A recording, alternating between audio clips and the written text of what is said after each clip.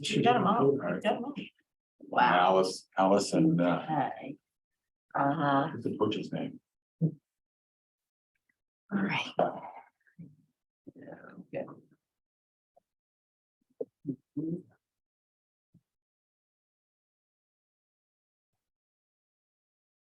Debbie, are the updated attachments, are they very different? Yes, I included the CZM presentation is in there and the minutes. And there was one other thing. Oh, the sustainability update. Yeah, I included it all in the packet because I had to get it online. Thank you. All right. But a couple of those items we had received Yes, through other right, emails, yeah. so it was just consolidation. Yeah. Yeah, because I had to get it in the packet anyway to get it online. Okay. Update that. Nope, that's the old one. All right, let's see, it is 6:30 and I would like to call to order the Manchester Select Board Monday, December 19th meeting. We're being recorded by 1623 Studios and Zoom. Roll call vote of attendance, John Round, Here. Brian Solacey. Here. Kathy Bellata. Here. Ann Harrison. Here. Becky Jakes is here. Okay, thank you. Quick review of select board action items. We had talked about discussing develop action plan for responding to the MBTA zoning. That was a meeting we just got off of. But we are going to do that the first meeting of January. And then regarding the coastal zoning, we will be talking about that later today. And that brings us up to date on. Couple of items on the action Yes. review. So some of the actions don't have owners or target dates. Correct. So I think we all sent in whatever we had, and some things didn't have clear owners.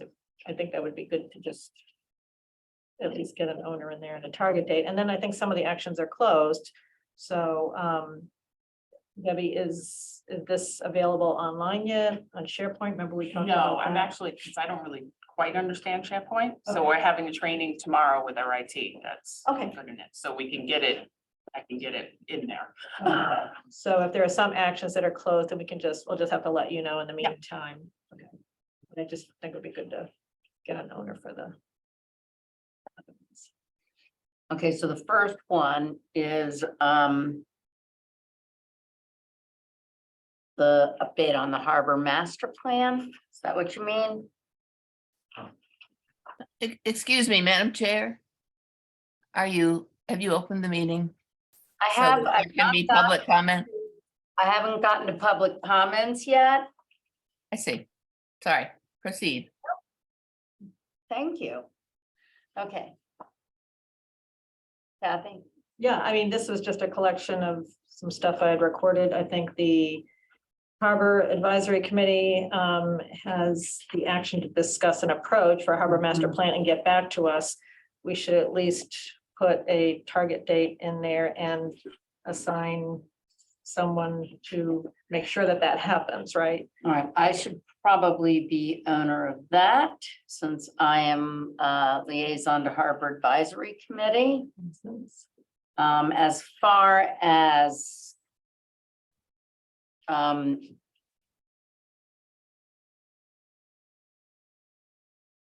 the status on that, I need to get back to people because we there was a Harbor Advisory Committee meeting.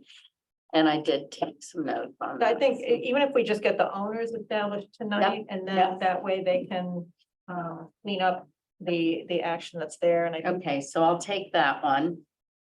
Brian, weren't you going to be doing the human rights and inclusion? Didn't you talk to? Yeah, that was, we postponed that,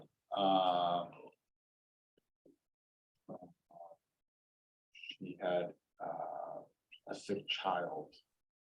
Okay, And we're gonna, sit down after the holidays. okay, so we will, It's in her, I mean. Yeah, We're gonna yeah. get back to me the time course. Well, I think there were two things. You were gonna get with, was it Hope or, No. well, Hope is the one that made the Hope has request made the, request on Okay. the actual board. committee. and- I was gonna meet with another private citizen and like meet them. Escape me. So I think the action though here is what we told Hope was after we review our governance work that we're doing with Susan Beckman, we'll get back to you. right, which we've not done yet. Right, and we haven't it's on the list, so we don't forget about what Hope requested and we can get back to her. So. It'd be nice to give her an update. Yeah. Brian, would you be able to reach out to Yeah, I can Hope? send them just basically, it's still on our radar, just, it was Lindsay Banks, so I was Lindsay, yeah. gonna. That's the name. But she's not involved in the request. No, she's not involved for the because committee. She spoke at the meeting. Right, but if you could just let Hope know Sure. that we have not completed the governance.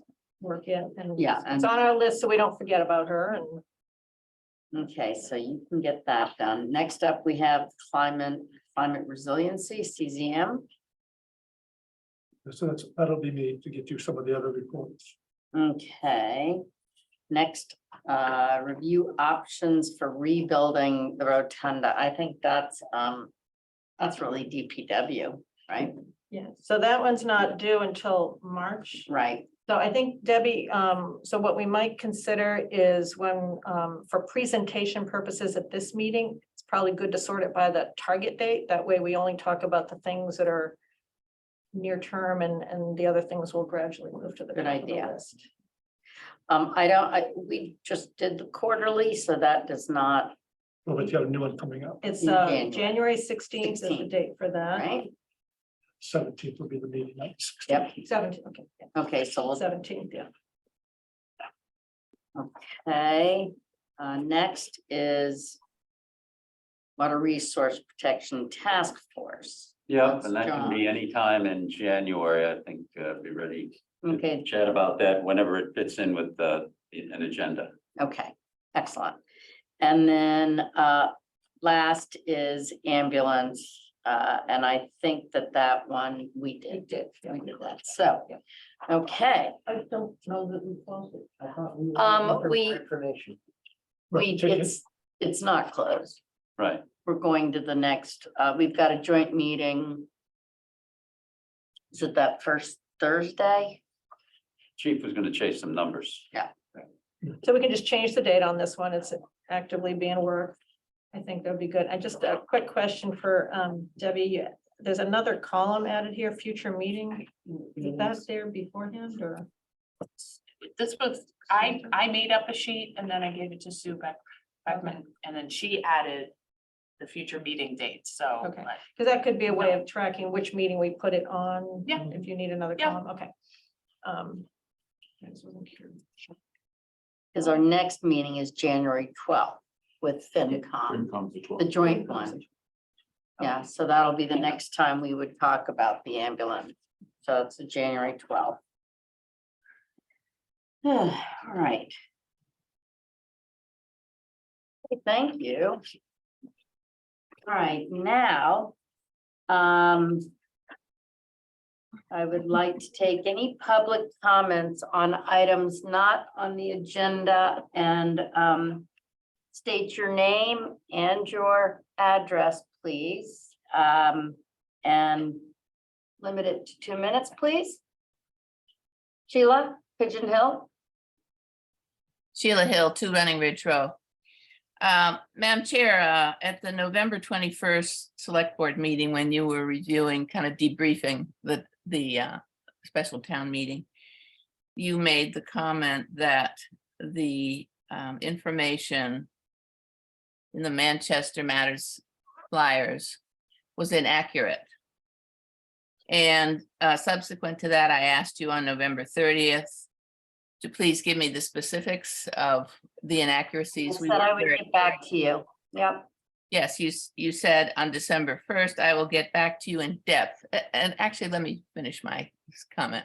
I asked you to give me the specifics of the inaccuracies because I think to make a public statement like that, it impugns the integrity of the information, and that needs to be cleared up with residents.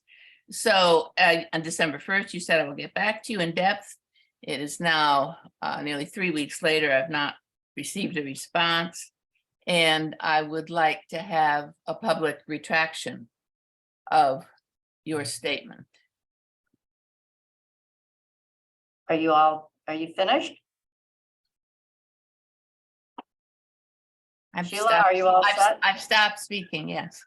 Okay. You did state in the letter that you noted, we actually worked hard to ensure the wording on the flyers offered voters the half of the bylaw story that hadn't been provided by the planning board. In other words, we addressed the potential impact of the changes on neighborhoods and property values beyond the new wording. I just would like to say that there are many people who've been working very hard and frankly, for a lot longer. I will get back to you. This is my volunteer job. I have a paid job at which I must work. So I will get back to you. It will not be till after the holidays, but you will get the answers. You will get them bullet point by point by point to note the inaccuracies. Well, I think that the delay is inappropriate. I think by now, if you had such a clear notion of the inaccuracies, you could have stated them and sent them to me. And that's your opinion. You're welcome to your opinion, Sheila. I Very know happy. that, Becky. I know that. Thank you. I will get back to you after the holidays. Any Public. other comments from the public? Sheila, go ahead and put your hand down. Thank you. I will put my hand down, Becky. I don't need to be reminded of that. Thank you. Okay, moving right along, we have up Allison Unholt White from Sustainability. We. Okay, no, but thank you. And interview with John Croft. Are you gonna interview John first? Yes, please. Wants to move up a little? Okay. Get a little closer? Not as many seats as last time I was here. Yeah. Okay, we received your information. Thank you very much for jumping into the ring. We'll go around and have board members ask questions if they have any. John, Brown? Sure. Yes, John, and thanks for raising your hand, as we all have done. To fill in your empty time. Sure, there's not much of that, but we don't have it, but we find it.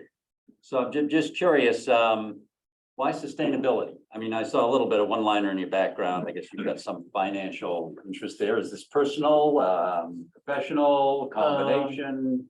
I think both, and I think this is one of the areas that's kind of growing and expanding and pretty new and different. So it seems a little more interesting than maybe one of the things that the town's been doing for a long time and they're pretty good at. So this is one that can probably grow and change over the coming years. So that seems pretty interesting.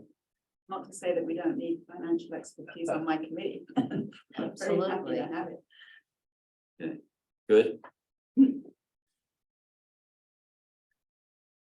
I've got nothing. I mean, his, I've known John for a while now and I think his resume and the work he's done in town speaks for itself. So I'm good. Thank you, Just, Kathy. just a couple questions. I walk across the street from your house like 4 times a day. You see one with a small German Shepherd, that's me. So how would you expect to leverage your financial background for the committee? It is an asset to have someone from a financial background on any of our committees, so. Certainly any financial impacts to the town are important. The budgeting process is well like it's always a tight budget. So anything that impacts the town budget is important. I think some of the things we're talking about are pretty significant in terms of potential dollar costs. So you guys have wrestled with some big capital expenditures over the years, and you'll be looking at more in the future. So to the extent we can get ahead of that, figure out what that might look like, that'd be helpful. I do too, thank you. Can you give us an example of the things that might be expensive? The sewer plant, expensive, moving that. Do that. Okay, I hadn't really seen that as being in the sustainability. Well, if you consider, how are we gonna get through the next 50, 100 years? One of the issues is gonna be rising sea levels, potentially increased storm. So if we decided that that plant was in a vulnerable spot and needed to move it or maybe connect to our sewer system. Harden it, yeah. Or connect, a long time ago, was connecting with the other sewer systems. So, but any of those things, Gloucester has the problem with theirs is in worse shape than ours. so. And we are trying to broaden our mission to include more issues like carbon footprint and, sustainability of the town as a whole. As opposed to some of the more smaller items, so. I do think that's a good thing. Thank you. John, thank you. When you look at what the town does in terms of sustainability, and I'm going to take a cue from Eli Bowling here. What have we done right? And what are we not doing right, in your opinion? Well, I've only seen a couple minutes and a couple notes on what sustainability committee's been doing so far. It looks like they've done a great job to me. I'm gonna jump in, I'm sorry, when I say, what are we doing right, what are we not doing, it's not a, something that would be a fault of the sustainability committee, because they are working hard. I mean, more, where could we as a community do more in terms of? Well, one issue is that you kind of have a lot of communities touching on this, various parts of this issue. So I think coordination is one thing that we could work on. And then secondly, I think we need to make sure that we get at least all the big aspects of sustainability, kind of at least thinking about them. These guys have worked hard on composting and the waste stream and all that stuff is very important, but I'm sure there's some other stuff we're missing and we might need to get a handle on that sooner rather than later. Okay, any more questions from the board? I move that we nominate, Point, appoint.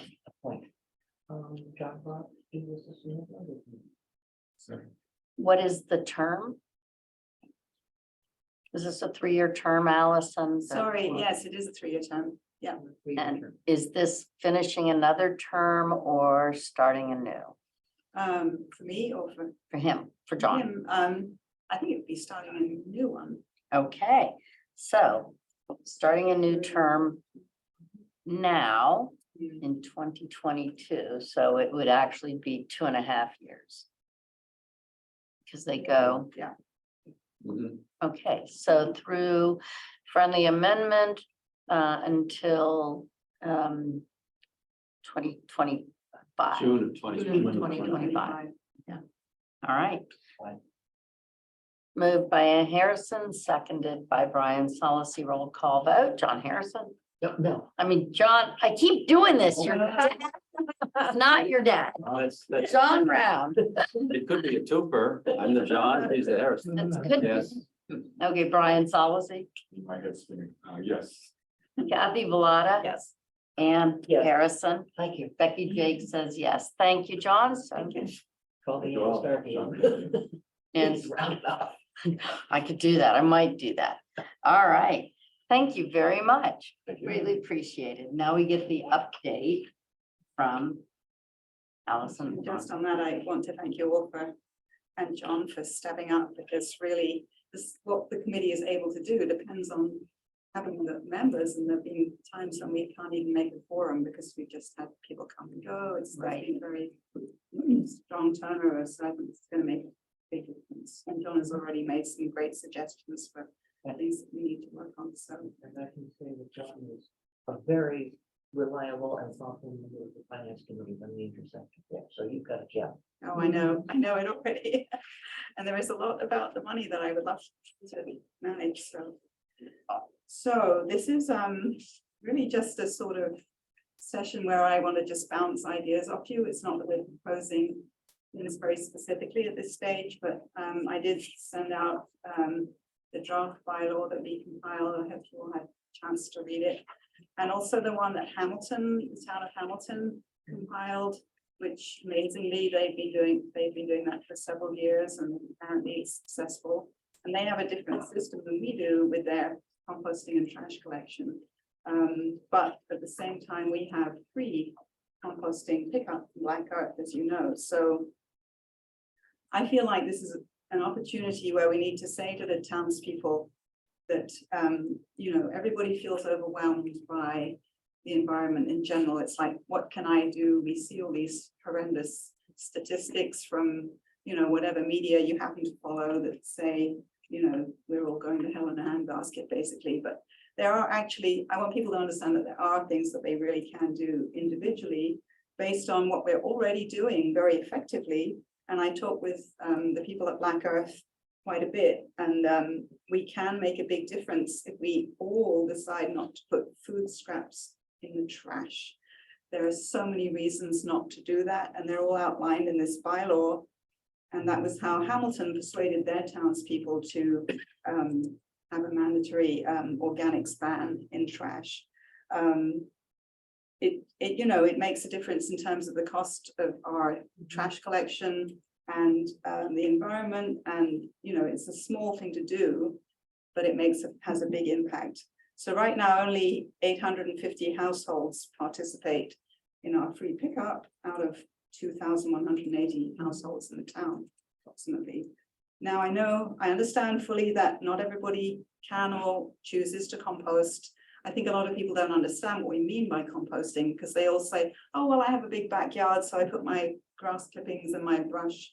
We're not talking about that. We're talking specifically about food scraps, which you do not want to put in your yard because animals will get them and cause a nuisance. So, and we have all the equipment you need to do that. We have countertop bins. If somebody doesn't have one, we have them free from the Rotary Club. They've provided them. They've given us money to provide them. Everybody has a green bin. If they don't, they can go to DPW and get one. So to me, it's a no-brainer. And that was exactly how Hamilton, the townspeople at Hamilton made it happen, was just by saying everybody should be doing this. There's no actual argument. And in a few years' time, it will be, the Mass DEP will be making it compulsory to do that. So it shouldn't really be optional. It should be something that we continually work towards. And I know it won't happen, certainly not in the coming year, but maybe the following year. So we drew up the bylaw just as a, you know, a starting point to explain, you know, given that we have this free system, how it could work. You know, we wouldn't do something like what Hamilton does, which is if you don't put out your compost bin, they won't take your trash bin. We're not going to do that. That would be too strict and it wouldn't work with our particular pickup system. But I just want to see what you all think about it. I know some people have expressed doubt, but I think it's something that if we make it simple enough and clear enough for people to follow, very often people don't do something because they're confused by it or they don't know exactly how it applies to them. But if we did a better job of informing and educating, I think we could make it happen. Maybe not to 100%, but maybe to 80 or 90% of the town should be able to compost on a regular basis or just as much as possible. So any suggestions or comments? I think my first question is, I don't remember what Hamilton has for sewer and therefore what they're likely to have for garbage finders. The sewer? Yeah, you're not supposed to put You're not supposed to have a garbage disposal. if you're Right. on No, septic. that's, well, anybody who has a septic can't use a garbage disposal. Right, but if Even there if are you- no garbage disposals in Hamilton, Yeah, then that makes their law a little clearer, because people on the sewer are likely to just throw their organic waste. Now, Greg's notes to us say that's costing the town because it adds to the sewer burden, Yeah, right? no, it would be a problem if everyone started using the garbage disposals because they don't want to compost. Yeah. the. And I also think there are things you wouldn't put in a garbage disposal anyway, like bones or compostable Yeah. Back when I paper was trays. on the sewer, yeah, bones go down just fine. Oh, really? Yeah, well, not. Depends on the huge bones, quantity. I was gonna say maybe once. I think the idea is that Black Earth's in directions are to expand what can be composted, because much more packaging now, I mean, we're trying to work towards compostable, recyclable packaging in general but- to use less plastic, so, you know. And with this Black Earth system, and particularly with a new facility that they're constructing over in Pine Street, we should be able to put a lot more stuff. I mean, we even talked about, you know, cardboard boxes, anything that doesn't have plastic in it. Right. And there are some things that are very confusing because they're, you know, combined plastic and paper, but, so the idea is to make a lot of stuff that you wouldn't dream of putting down your garbage disposal, right? So- My second thought is, if you're finding lots of people don't understand, maybe we need public education more than we need a bylaw right now. Yeah, I think that's true, and I think Yeah. that's what we have been doing with all of, you know, activities that we had, like the Waste Zero Challenge, the information at the post office, for 2 or 3 times a year. We need to do more, and now the committee is We work with town hall and get Yeah. more stuff on I'm the website. definitely. And, you know, something in the cricket every couple of months. Yep. Pointing out that the collection is free. Right. You put it in your bag and you're using up bag space, and that's not free, Yeah, that's right. Well, and by weight for trash, yep. Yeah, and costing the town and because you know, there's if you secretary. putting food into the incinerator system, which is where all our trash goes, is ultimately going to be a major problem, right, Greg? It's gonna create an overload eventually. I mean, so I think that's a really good point, and we would not dream of letting up on of not increasing the amount of education that we, you know, have been doing hitherto, so. Trying to think of other broad. You see a certain number of people at the post office, but, It's and limited. are you working with the green team? We have tried to, you mean the high school? High school, yeah. I'm working with the middle and the memorial school, both have green teams. I've actually done presentations for those kids. The high school, I talked to Mr. Gray a few times. He's really busy. He has a sustainability class now, which he didn't have before. Mhm. And one of our members is Anna O'Leary, who's on that green team. So we're getting to it, but I think he must be about to retire because he's been the green team leader forever and ever, so.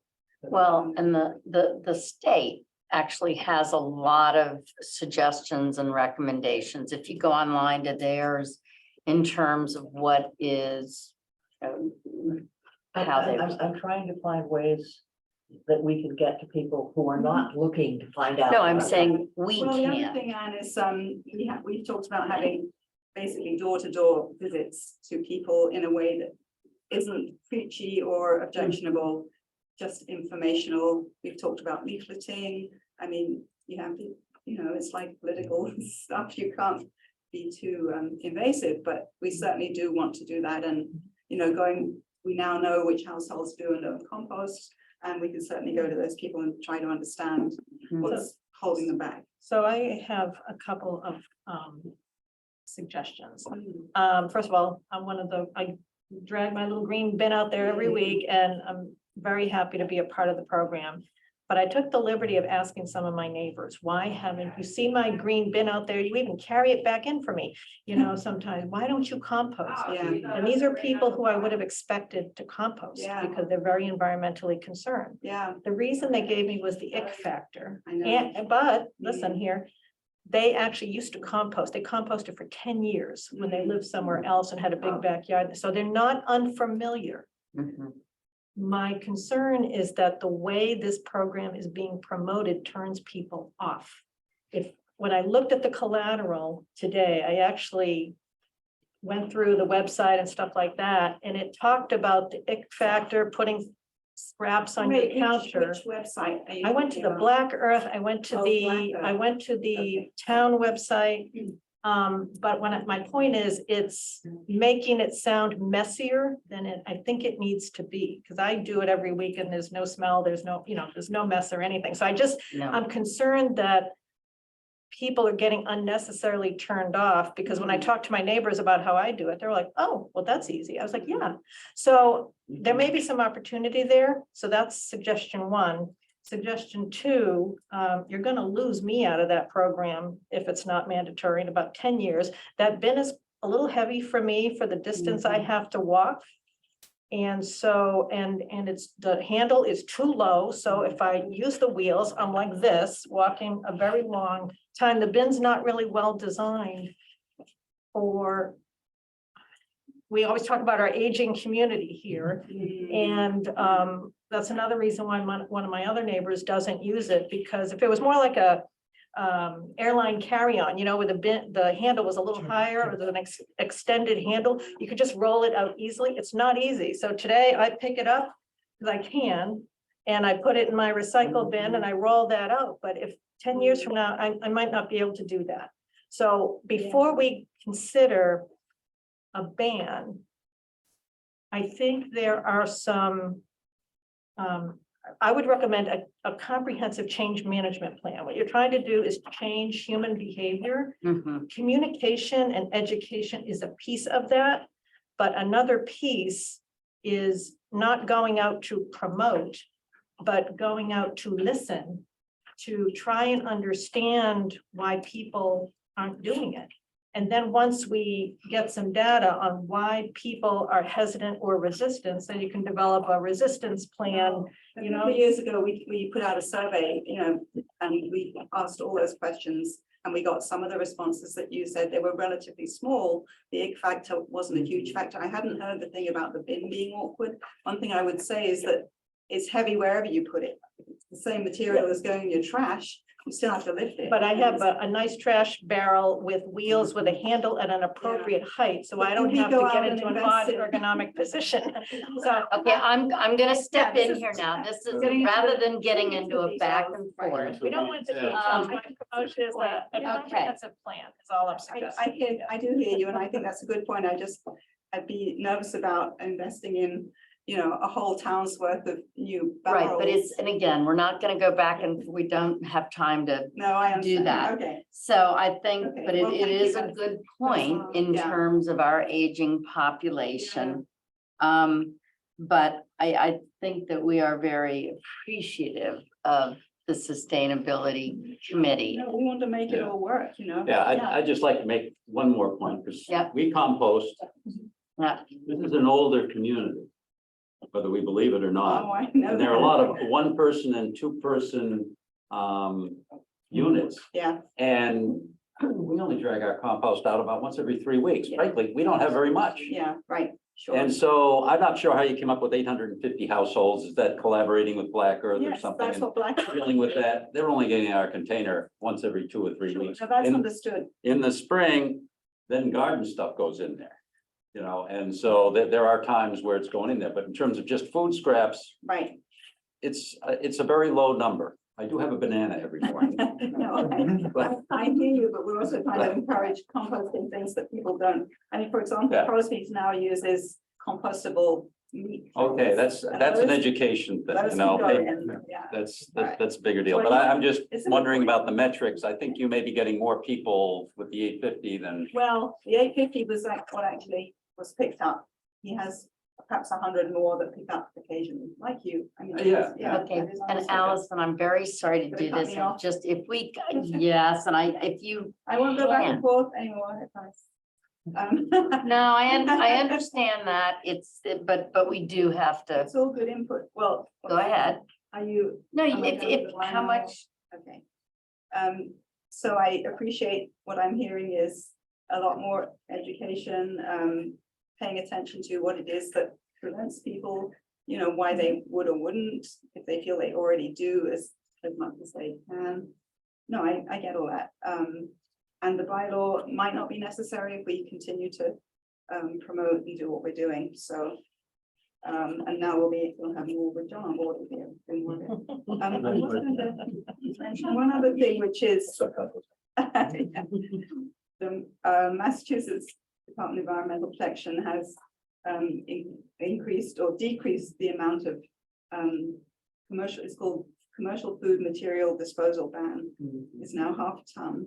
And we believe that will probably apply to some of our town businesses, in particular Crosby's, some of the restaurants. I've actually tried to talk to Chris Crosby, he's not been available lately, to find out if in fact it does apply to them. And they had, when I met with them a year ago, they had indicated their willingness to compost again, but they haven't recently, because I think, you know, households, a very small amount, something like Crosby's or the restaurants, a very large amount of food waste. So I don't know if you have any suggestions on how to make that work better. I think that if we have Chamber of Commerce or something. maybe through the chamber. Oh, okay, yeah. It's only just started in November, so. But the Maybe. state, yeah, once again, the state, though, I think if they have guidelines Yeah. and They definitely do. that's It's on what their we, website. right. Yeah. Okay, I was gonna talk about plastic, but maybe that's for another time. Another time, I'll write to you sorry. about plastic. Okay, well, that's very good input and yeah, it's people do what we're doing. Well, I think, you know, you all are, it's a very difficult task trying to share information with people. If they don't use the typical avenues of information. It really is hard because the community is so fractured, you know, there really isn't, the cricket is great, but then a lot of people don't read the cricket, so. No way to go, but I think if the website, the town website could help, that would be terrific. Yeah, and definitely talk to Tiffany because we can always put things on the website. Yeah. Thank you. Thank you so much. Yes, and John, Congratulations, John. yeah, have fun. All right, thank you very much. Stay for the meeting. Um, Here. The consent agenda, I had a question about does anybody want to pull anything out? Okay, my quick question was on the victualler's license. I noticed there were a number of restaurants not on there. Do we know anything about Allen's? They'll be. I mean, not Al, I mean, Alley's and Antique Table, I go to Antique Tables today. Mooring. I'm reaching out to them probably tomorrow. Okay, okay. Any other questions on the consent agenda? May I have a motion to approve? So moved. Second, Okay, moved by Ann Harrison, seconded by Kathy Bellata. Roll call vote. Ann Harrison, Yes. Kathy Bellata. Yes. Brian Solacey. Yes. John Round. Yes. Becky Jake says yes. Okay, now we have coastal zone management presentation.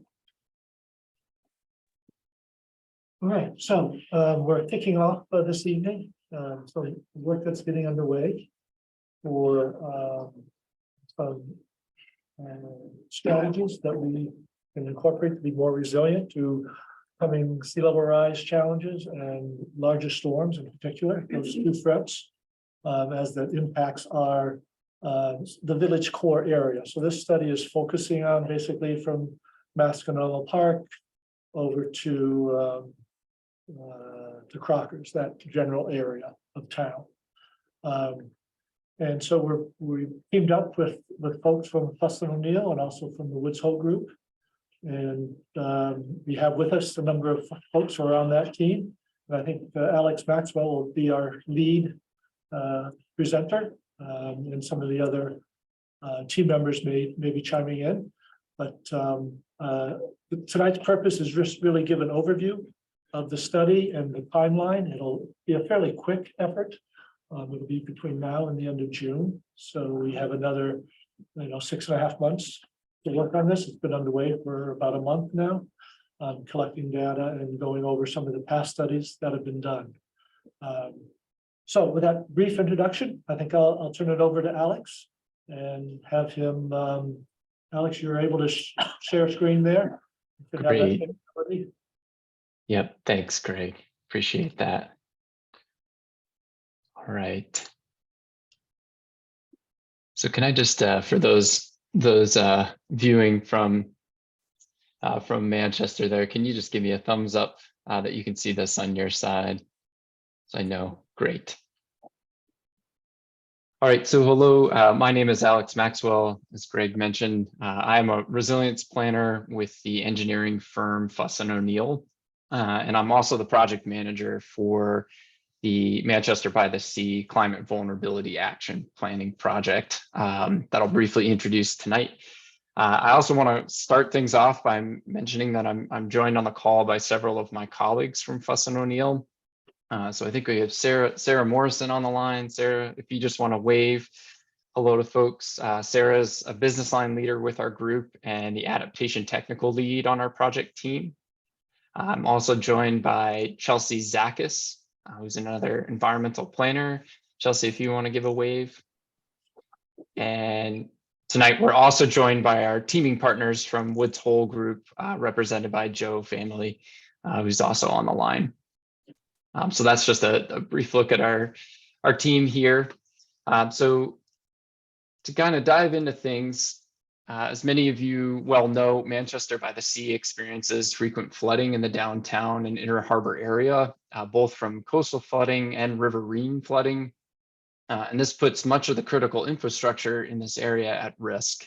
So with support this year from the Coastal Resilience Grant Program, which is a program run by the Office of Coastal Zone Management, or CZM, the Coastal Vulnerability Action Plan will provide a roadmap to reduce coastal flood risks and increase coastal resilience. And really building on past studies, this plan will develop a phased approach to establishing action-oriented alternatives for both neighborhood scale and site-specific scale mitigation measures to increase resilience in the downtown and Inner Harbor area.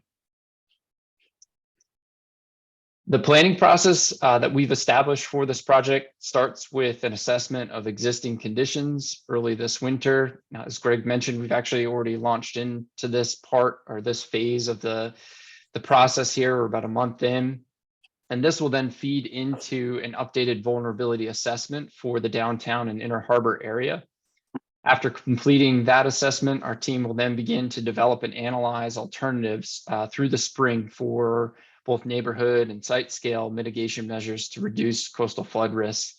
And key alternatives will then be summarized in a draft recommended plan by early June, and then finalized in the final draft of the Coastal Vulnerability Action Plan by the end of June, following some wider consultation with the local community. It's worth noting, as you can kind of see here on the slide in the upper left-hand corner, during each phase of the planning process, we'll be hosting a public engagement meeting to keep the community apprised of our progress on the plan, and really, and importantly, to also solicit additional feedback on key deliverables ranging from the vulnerability assessment to the alternatives analysis, and of course, the draft plan itself. So now I'll just take a moment, about a minute each, just to quickly unpack each of these planning phases to kind of detail a little bit more in terms of the tasks involved, and then open it up to any questions. So during this first phase of the project, the existing conditions assessment, the project team will complete an assessment that will consist of several tasks. We'll be compiling mapping from existing sources such as utility plans and past surveys, as well as record drawings from past construction plans.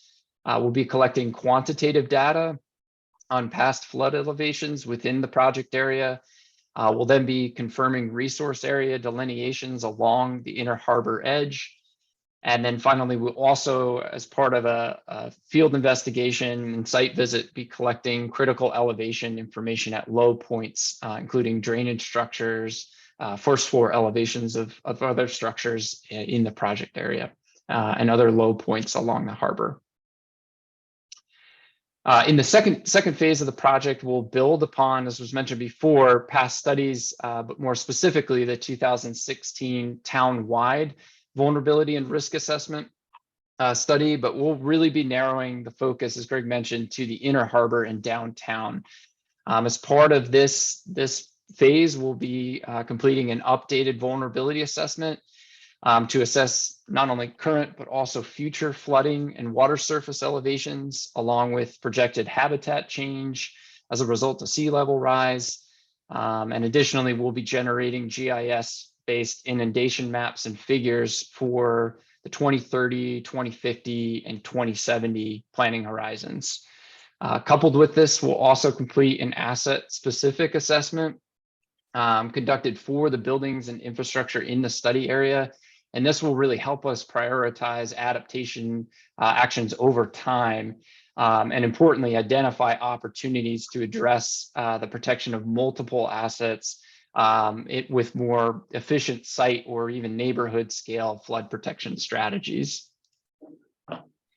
So that takes us to the third phase of the project, which is the alternatives analysis, which we'll get to more in the spring. As you may remember from that brief overview of the timeline. As part of this phase, the team will identify potential neighborhood scale and site scale alternatives that have the potential to reduce flood risk. These alternatives will be developed to really maximize the potential for both nature-based and hybrid design approaches. And the phasing of these improvements will be proposed to match several future climate risk scenarios.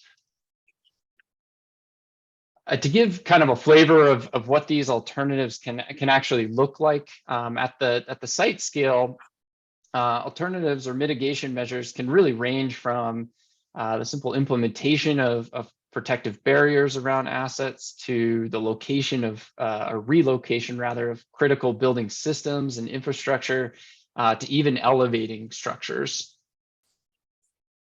And zooming out a little bit more towards the neighborhood scale alternatives, these can range from more nature-based approaches, such as developing things like the living shoreline or constructed wetlands, to hybrid approaches like waterfront parks, to, of course, more engineered or hardened infrastructure, such as flood walls, bulkheads, and seawalls.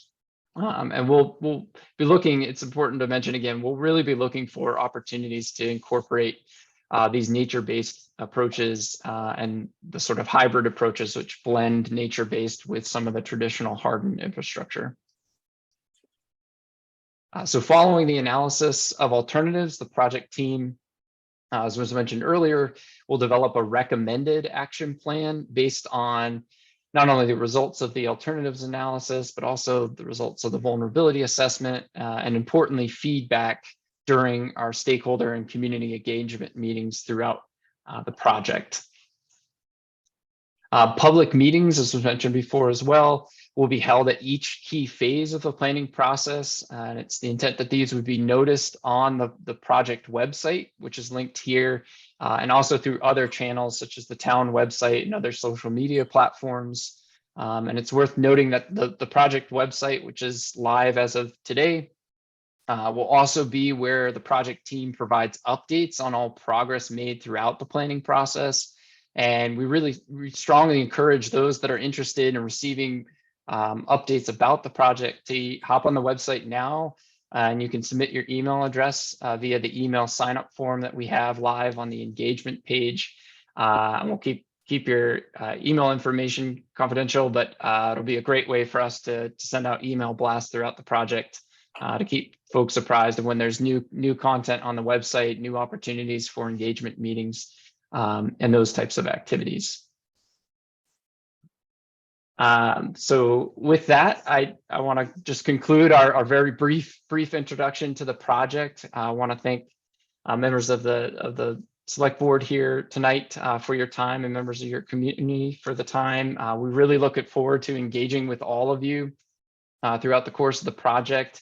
I've provided my contact information here and would welcome you to reach out to me at any point if you have other inputs. If feedbacks, comments, questions, concerns. We really look forward to hearing from you, and we're really excited to be partnered with the town on this project. So with that, Greg, I can kick it back over to you and get all the little boxes back on my screen here and see if folks have any initial questions or comments about the project. So just a couple of follow-ups. So we'll have a link on our town website to go to the project website that Alex just mentioned. So that'll be easy for folks to do. We're looking for volunteers for helping provide input on the process, on the projects and some of the recommendations. Putting together a steering committee, so that'll get up and running during the course of January. And so if folks are interested in being part of that, we would welcome hearing your name. And you can help serve on a steering committee for the project. Nate and Chuck and DPW have been instrumental to date with it. Sue Croft has been providing some oversight and organization for us as well. And was instrumental in getting the grant in the first place. So it's been a good team effort to date, but we want to expand that as we get more into the materials and look forward to engaging in a community discussion about what some options might be and how we can go forward with them. Have we put anything on the website yet? I didn't see anything. I don't think we have it up yet. Okay. It'll get up in the next day. Excellent. Greg, who's your lead on this? You mentioned a lot of good names, but who is the lead for the town that will oversee this steering committee or? Right, so Nate, Berelta, yes. And then one small, but I think it's an excellent plan. I very much appreciate the timeline on slide 3. I love timelines, telling us what you're gonna do and when you're gonna do it. Outstanding. One small request, most of the presentation called this a coastal vulnerability plan. The title slide said climate vulnerability. And when we're talking about subjects like this that are subject to scope creep, etc., you have a very well-defined scope for this project. That's great. Let's make sure our language is very precise. There are a lot of other things related to climate change, which have absolutely nothing to do with flooding, you know, so whatever this project is going to be, sea level rise, flooding, action plan, you know, something very precise that makes it very clear what your well-defined scope is. And that will help us from a governance standpoint. If you haven't already run this by Susan, who's doing some of our governance work, right up front, I would recommend understanding where this overlaps with other committees, what the responsibilities are of this one, and where other committees may need to stand down on particular topic areas or provide input, whatever that roles and responsibilities environment looks like. You want to move fast, and a great way of doing that is just get all that really clear up front. But it looks like a great plan. John Yeah, Ryan? no, I was just gonna ask, I'm not sure the sustainability committee overlaps with this, maybe a little bit, depends upon what their mission is, because that can go in lots of I different, as can you see say. overlaps. It can, if they decide that's a direction they want to go in, but there's lots of different directions. Are there other committees that, you know, it's like the green team, some of these are, I was thinking downtown improvement, we want to say, you know, So. there's nothing that's a bullseye on this. Conservation. they're all Also want be to good to have say. representatives from each of Yeah. those committees on the steering committee. you have to think, I think using the committees is pretty critical here to get Yes. the integration into Mhm. the community. Right. No, I agree. Point. Brian? No, I think that, like you say, harbor advisory, I mean, there's There's just a kind ton of of, committees that are going to and want maybe to. even when we get the harbor master plan, grouped together. I mean, it's all intertwined. Ann? That's a great thing. I'd like to be involved. There you go, you got a name. Okay, wonderful. Thank you. I think it was interesting to read over what we received. So we'll certainly keep you updated, and there'll be future presentations, not only before you, but also different boards and committees as well. Wonderful. So, Alex, thank you for you and your team. Yes, thank you all Thank you very very much. much. Likewise, thank you. Okay, next up, we have the coyote awareness discussion. And we've had some reports of coyote activity. Todd or Hayes, either of you want to talk about what's been reported? I just found out recently about certain things that were going on in town. Mhm. A guy from Prospect Creek, me personally, and he had mentioned that he had heard about some coyote attacks in town. And because he had chickens, he was nervous, and I said I didn't know anything about it. So I called the station and I called town hall for help, and no one had any complaints about anything. Or any just comment about it. And then like 3 days later, I got a fax about a dog that was attacked by a coyote Mhm. in the backyard.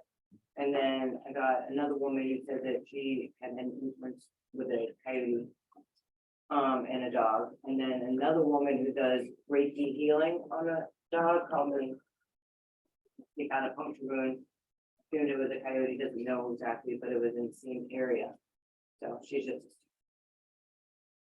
Okay, and Todd, you had mentioned some other communities. Native. That's it. It was the hunt. Uh-huh. So Thank you. I was doing a little research on the hunt. Incidents, but I believe those were mostly incidents that involve aggression towards humans, and so far our incidents here in town have been mostly towards dogs.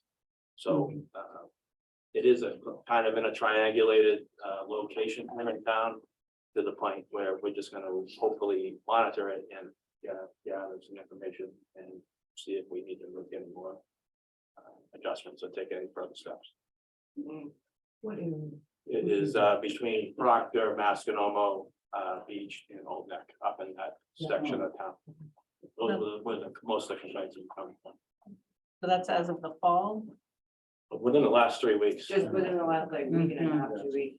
And what, it really has been quiet prior to that? It's been like for a couple of years or? For sure. No, I mean, I wouldn't say it's quiet. I mean, there's people say there's coyote all the time. I mean, Yeah. Yeah, there's coyotes crossing the crosswalk or the train tracks. They're in, Singing Beach sometimes. I mean, they've been around. I'm seeing them trotting down School Street. But Yeah, but there hasn't been any aggression towards dogs or people or Right. anything like that, or any attacks. and this is when it comes on our radar, and we Yes. just need to be aware of it. And So I was thinking maybe some, communication through social media in regards to what to do, what to report if people were to come across some sort of coyote incident and remind people they're not supposed to discharge a gun. within 500 feet of a dwelling. That's correct. So that's kind of where we're at with that. Thank you. Mhm. Questions or comments from the board? Hope for your input on what to do. Yeah, Right, that's why I referred to the expert. If seen, you mean, or like if you have an interaction or? If I were walking my dog and saw a coyote coming toward us, what should I do? So I would make noise and walk towards it. You wanna be the alpha. You don't wanna be the prey. That's what they say, you wanna, and then you stop, and if they motion forward, you motion forward again. But you don't wanna confront the coyote really, you know what I mean? You just wanna really stand, you don't wanna run. They say, so I was gonna suggest maybe that we could have somebody in here to town to maybe discuss coyotes. I did a coyote forum a couple of years ago. And there was a really good turnout. I had 5 towns of constituents come and listen to this man talk. I brought his book along, Suburban Coyote. He has 3 other books that he's written. He's a biologist. He worked in Cape Cod, Boston, surrounding areas tracking coyotes. And he has tracked probably 30 coyotes, had collars on them, followed their locations, had them, watch them have kits. And seen like track their kits as well. Got a lot of knowledge. And it just helps with education for the community. Absolutely, and if we could have a link, I think, to some of that, to his book, Sure. or some, him maybe as opposed to the book, Yeah, sure. but just for questions, if we could. Yeah, there's more information right here. You can visit the front page, whatever they said. Yeah, I can give that to you guys for sure. This might be something the library would be Yeah. interested in having a talk about. Yeah, I did it at the Hamilton Library last time, a couple of years ago, so maybe the Good Manchester idea. would. Yeah, I think, I'll bet they would. Okay, great. That's a great idea. I'll talk to them about it. I'll just say, I do carry an air horn because I do walk my dog near Powder House when it's dark. And when I went to the sporting goods store this spring to buy it, he said, "Oh, you want a coyote horn? That's what everybody buys them. It's not to Gotcha, take to yeah. a Bruins game, right? You have It's to to make noise." Right, and but the spring we had a real challenging little fella in for Powder House. He was coming into the neighborhoods and in the streets and everything, but he went away. Okay, you went away? Yeah, we believe a neighbor's dog was in heat, was Oh. not, and that was attracting the coyote because they apparently can smell it from a mile away. And once that situation rectified itself, the Gotcha. coyote went back into the woods. Mhm. But I've seen them run down Pine Street right by the gas station. I mean, they're all over the place. Yeah. Yeah, I got talked to today about the woman in Gloucester. She was like, "Are you in Gloucester? Are you in Gloucester? Because they're everywhere in Gloucester." And I was like, "Oh man, they're everywhere." So in curling up in the fetal position, crying like a little baby, not suggested. Not suggested. I don't think Yeah, that's that's like- Anne's that's plan. Okay, well, thank you very much for the information. I think it'd be good to get that out on social media and then see if we Yeah. might be able to tie something with the library. Yeah. I think that'd be great. Hayes. I'll reach Thank out to you. him for. Okay. Well, Next up, we have the public hearing for the nuisance and dangerous dogs residing at 3 Colburn.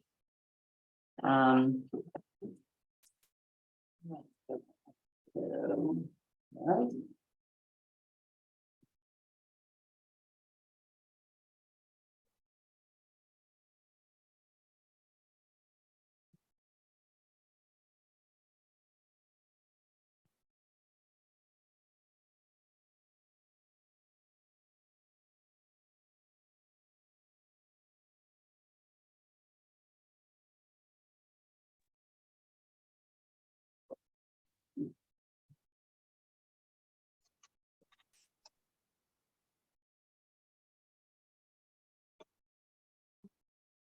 Okay, so I'd like to have a motion to open the public hearing.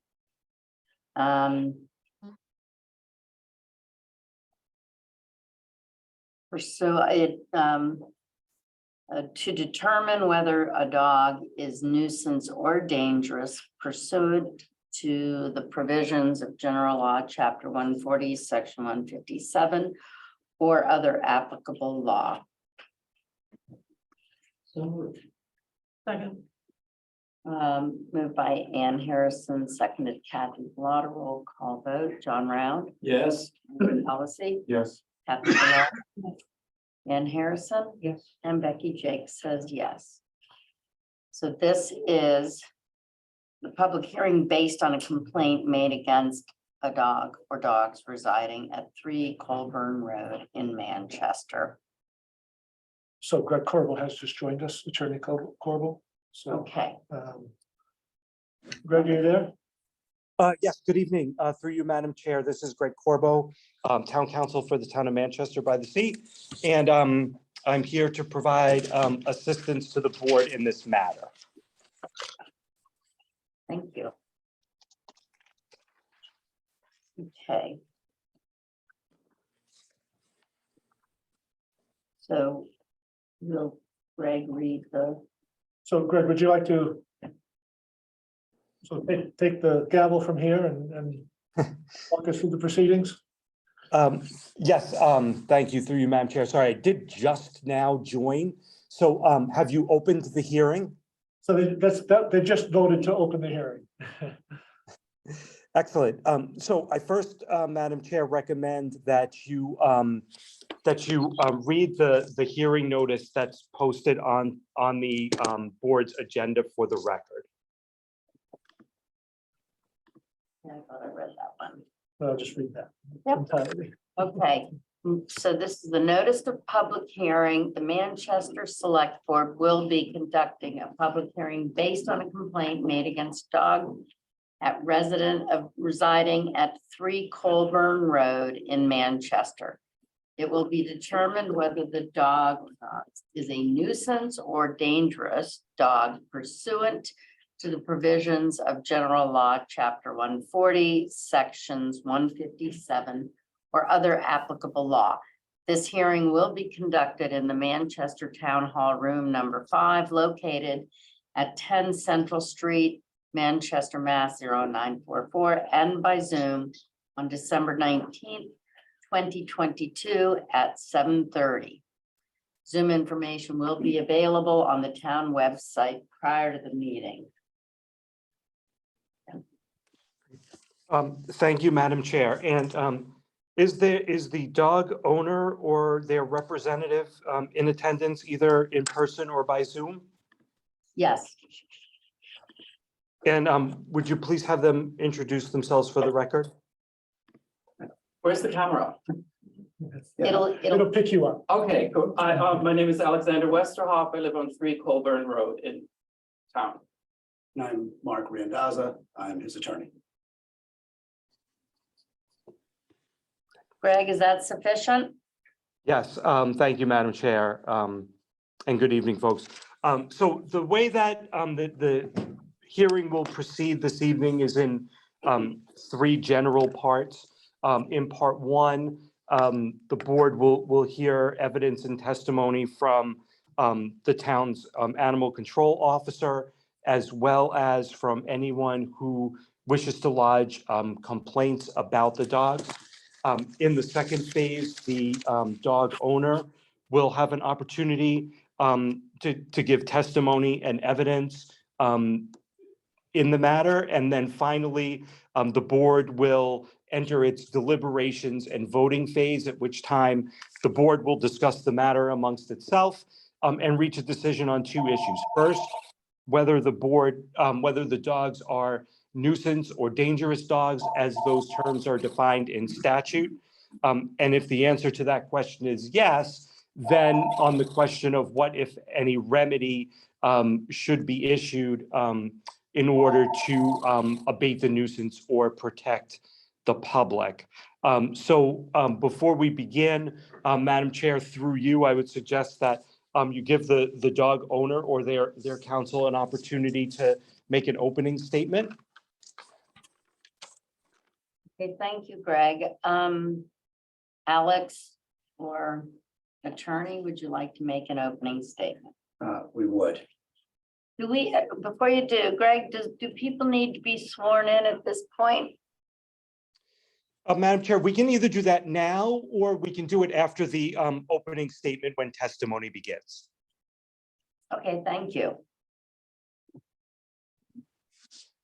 You can just stay right there. The camera will pick you up. Used to being in a courtroom where you have to be a lot more formal, so this is, if I seem chafed by the informality, forgive me.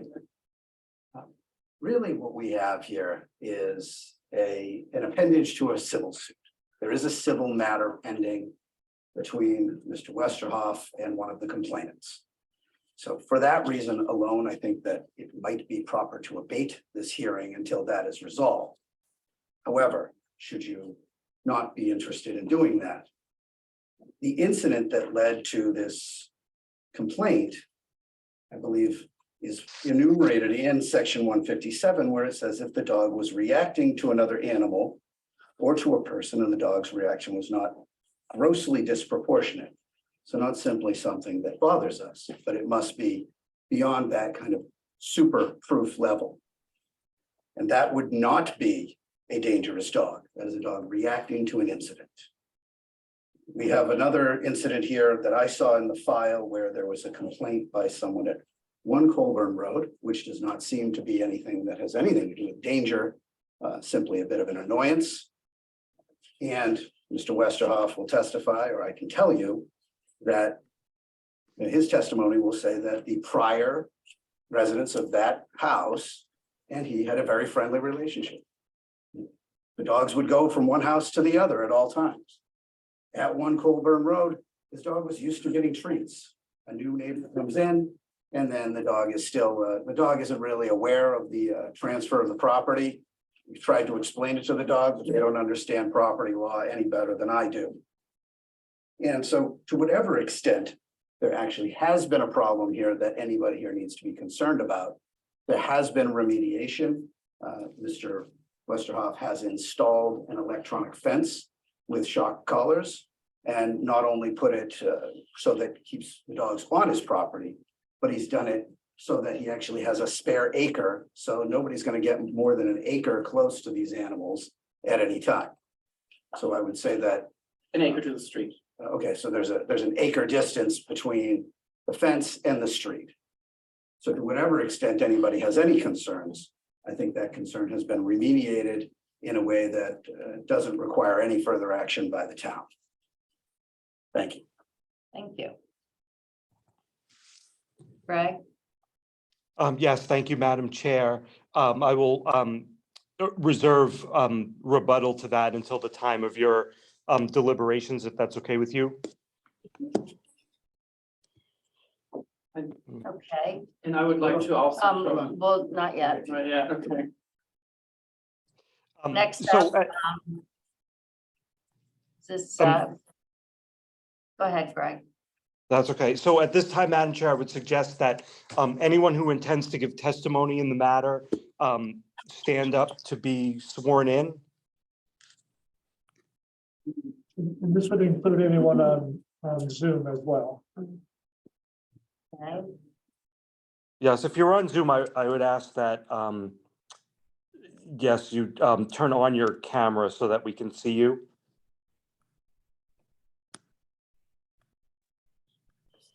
Okay. So and if those every- on Zoom, could you unmute yourselves as well if you wish to testify on Zoom?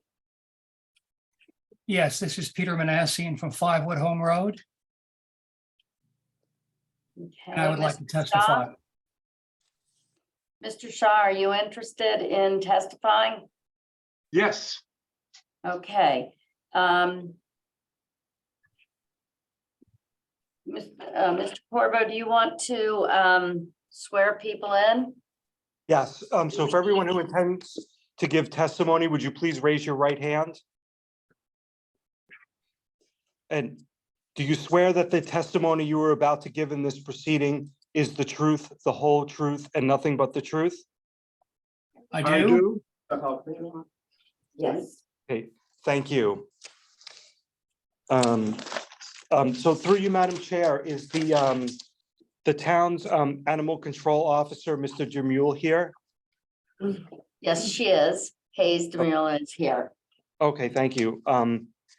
And so I would like to ask Ms. Jamule if she would recount her report and experiences to the board. Hello, board. My name is Hayes DeMille. I'm the animal control officer in Manchester. I've been on a job since 2017.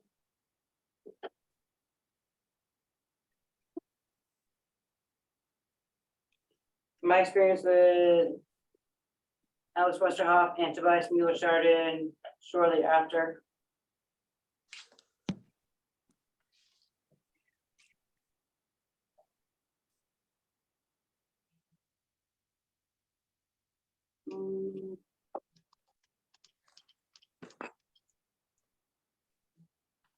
So I guess I started dealing with Alex on July 2018, just for a lost dog. Then in May of 2020, there was a dog attack on Colburn, a man and his young children walking their dog. Then on Excuse me. Go ahead. April 2022, there's a lost dog in Colburn. Then May 2022, I issued a citation for overdue registration as well as a verbal warning for a leash law violation. I met all three of his dogs, which weren't registered at the time. Then Colburn threatened to shoot his dog. It's another nuisance call for the dog. That was on July 2022. Then on July 2022, another neighbor called saying that they were at their wits' end with the dog being off leash and unattended. Then September 2022, he called Mr. Alex Westroff, report his tortoise missing. Just another animal nuisance call. Another tortoise call, a day later, the tortoise was found.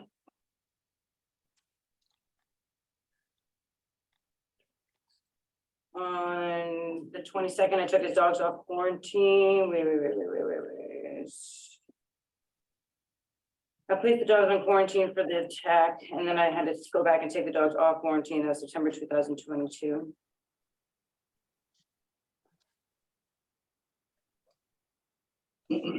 So that was the last incident with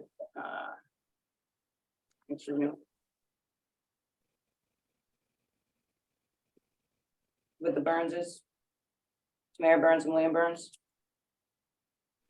And that was a pretty significant dog attack. But that was only my history with them. There's previous history before. I was the animal control officer in town as well. And it goes through 2 other dog officers as well. And the history actually started in 2005 with the dog nuisance calls.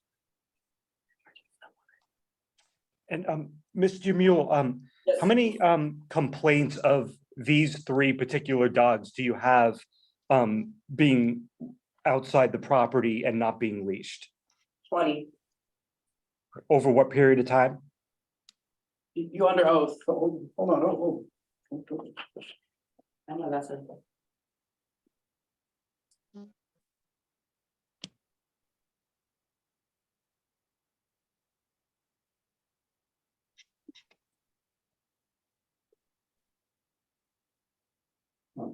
I would like to object to any testimony that isn't from her personal experience. I do believe she's swearing under oath to these incidents, so if she has no personal knowledge of it, I don't think it's properly introduced.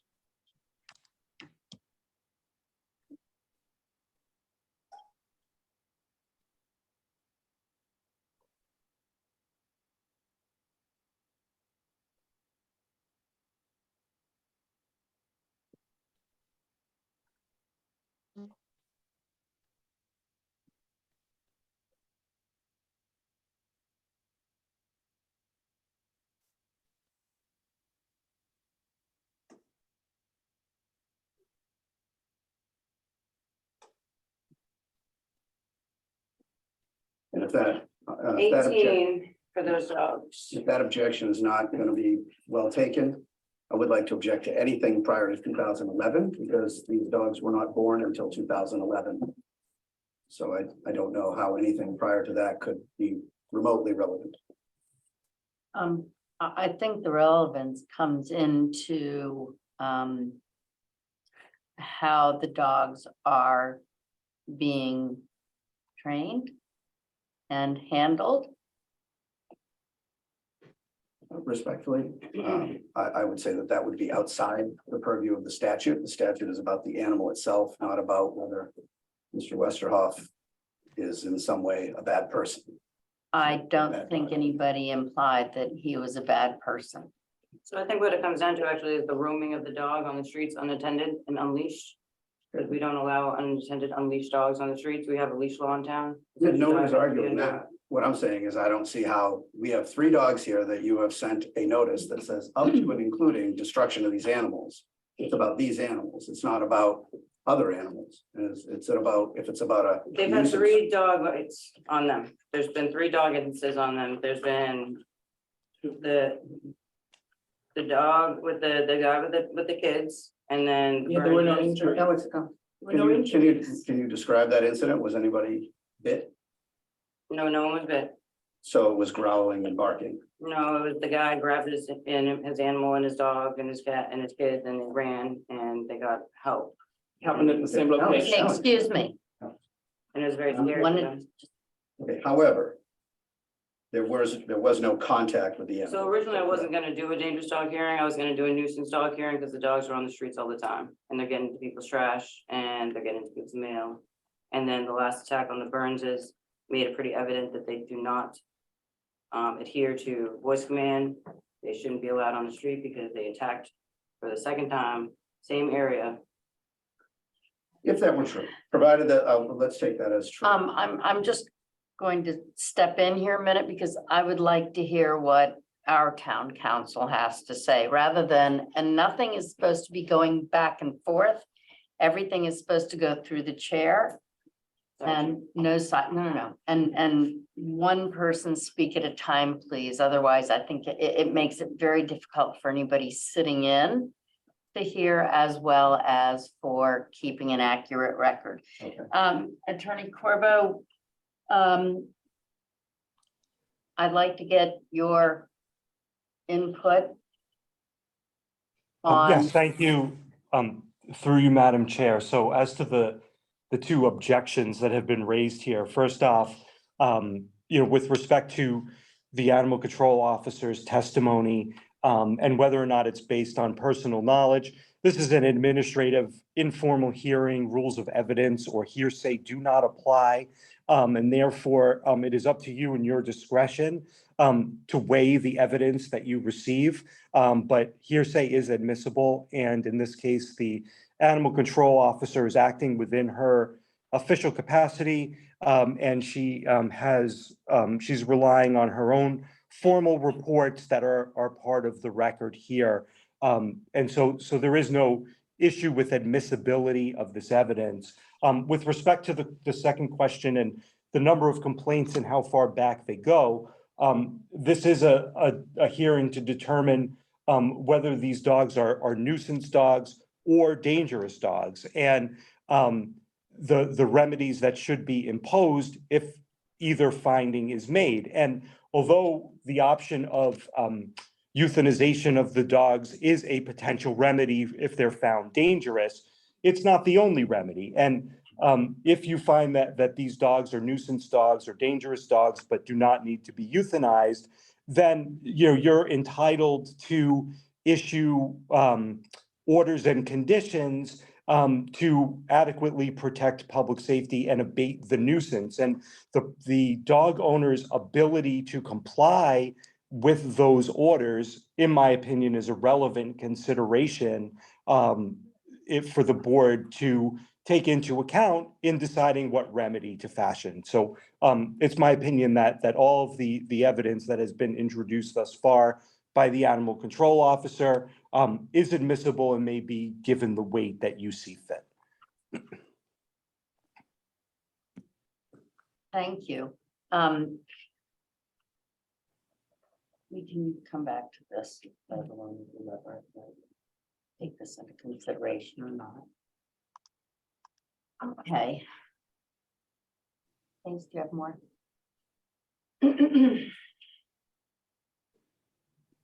So I was looking at the first bite I see on here.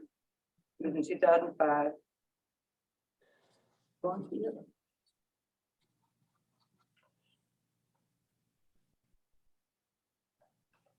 And then the second was 2013, I'm sorry. Yeah, okay, 2013, February 2013 was the first bite. And then, You said, I'm sorry, you said the first was. yeah, but no, for these dogs, For these dogs, Yeah. okay, thank you. Because they're gonna go from 2011, I guess, so. And then 2014. Attacked her dog, but there was no injuries. But there was injuries on the 2013 one. Do you know which dog that was? So unfortunately, I didn't take the name of the dogs at that point. Okay. I was new on the job, sorry. No.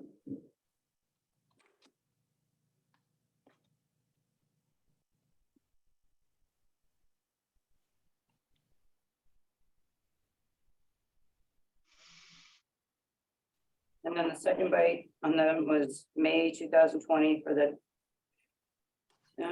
Andrew Riding and his children. And then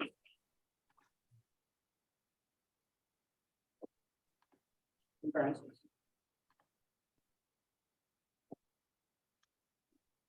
But the Burns was a significant injuries to both the Burnses and their dog. And that was the two male dogs. And I guess the female was there, but she just stood there barking. The report I got. That's all I got. Okay, thank you. Chief Fitzgerald, do you have anything to add to this? Madam Chair, do I have an opportunity to cross-examine her? Attorney Corbo?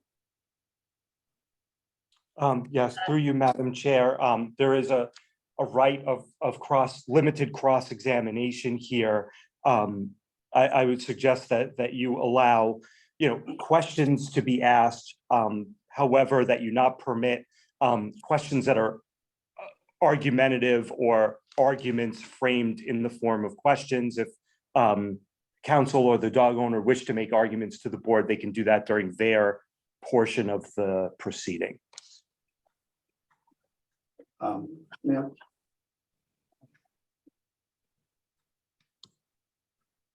Ma'am, in your, you said that there was an incident in 2013.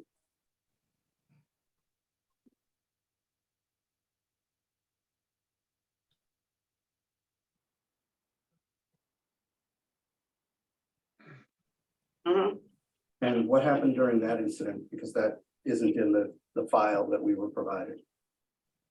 Reports his dog Walker was bitten in the hand while trying to break up a fight between Alice's dog and the chocolate lab. Dog Walker is owned by, doesn't matter, of Wenham. Believes that the dog Walker will need stitches. ACO Steech was notified. That was the ACO 2 before me. So who was the victim? I'm not sure that should I get that? I don't think we need to say who the victim was. I mean, you can have that after, I think. Well, I believe he's here. So I want to see if that is You were corroborated. the dog walker at that time, I was the dog walker at that time, and your name? William Heffernan, That's the one on my report. and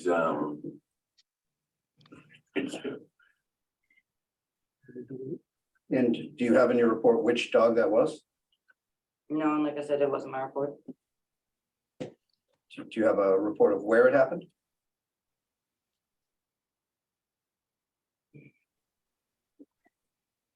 By Colburn. Right by Colburn, there's a woods up there. It happened in the woods, ma'am? It doesn't actually say, would you like to read? I mean, Madam Chair, can I give you this? So you can- Yes, please. I didn't take the report. Yeah.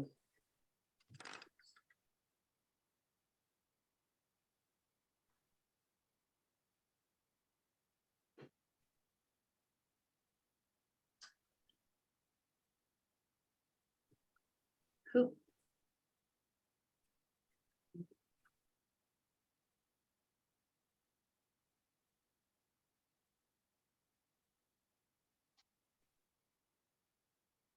Yeah, that was in what we received. Mhm. Just see that.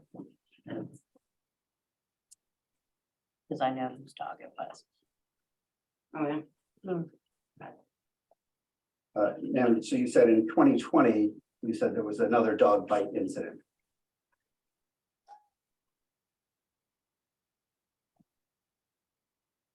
Reporting party reports that a dog was attacked with 3 other dogs while walking on Colburn with his young children.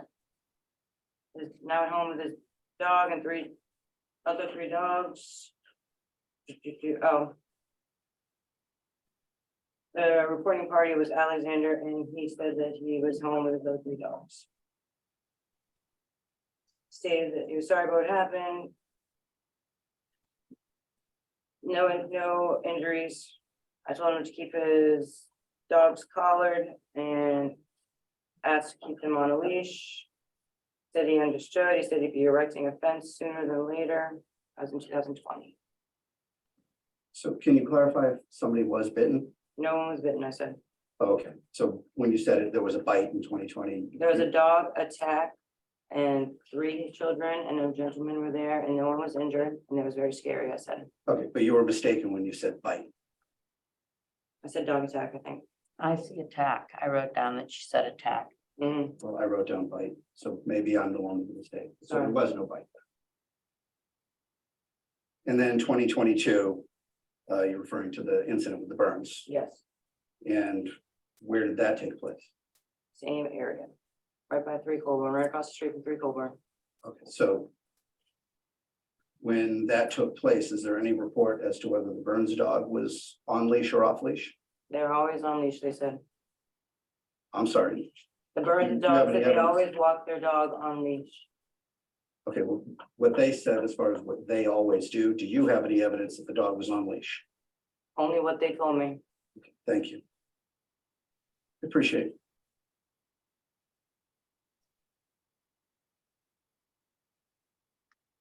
That's- May I have my report back? Thanks. Any more questions for me at this time? None from you now, thank you. We'll come back.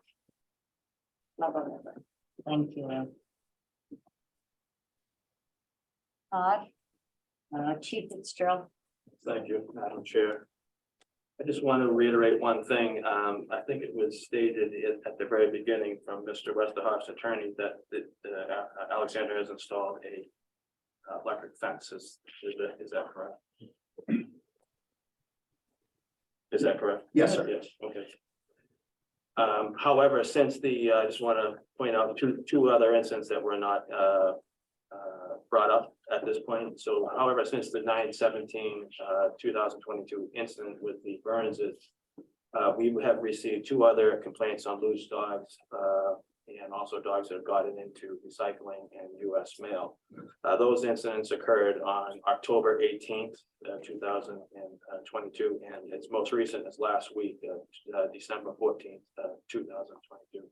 And I believe both incidents, Hayes has cited Mr. Westerhoff in regards to those dogs being loose. That's all I have. Madam Chair. Thank you, Chief. May I address the chief? Sure. Chief, thank you very much. You said that the dogs got into the mail? That was on the reports, the US mail. You ever heard of a dog going into the mail before? Just this one. It's a pretty unique situation when you say it. It does sound a little baiting. No, I'm saying it sounds like you're baiting him a little bit. Well, okay. I'm saying, if we're going to talk about that they testified that they always do something, I just wonder if I'm not questioning your integrity at all. I'm just saying, have you ever heard of an incident of a dog going into the mail? Just this one. Thank you. So you said that the other complaints were that dogs got into the trash. The trash recycling and US mail, that's what it said on the law. Okay. Oh, you're just reading the report. Correct. Okay, so you're not speaking from No, your not strange. observation. Okay. Is there anything on the report that says which dog it was? No. So this is just the report of somebody who The called. in. report, and there's also, I believe Hayes has a video or a Yeah. photo of one of the dogs that's in the neighbor's property. but not in the trash. Not in the trash, no. Okay. All right, thank you so much. I have one question. These incidents, were they outside the fence line, as it were? The neighbor's property. It's outside this. So the electronic fence just got installed this weekend, it wasn't ever there. People have reports of these dogs, they're like, it's the same dog that's been doing it for the past 5-6 years. You know, it's not like, they don't have a camera every single time, that it's the same dog, it's the same gray dog, it's the same silver dog, it's the. There you go. I'm sorry, Chief, could I ask you one more question? Sure thing. Have there been, the fence was put in this weekend? I realize that's a very short timeline, but have there been any complaints since this weekend? Not to my knowledge, no. Thank you, sir.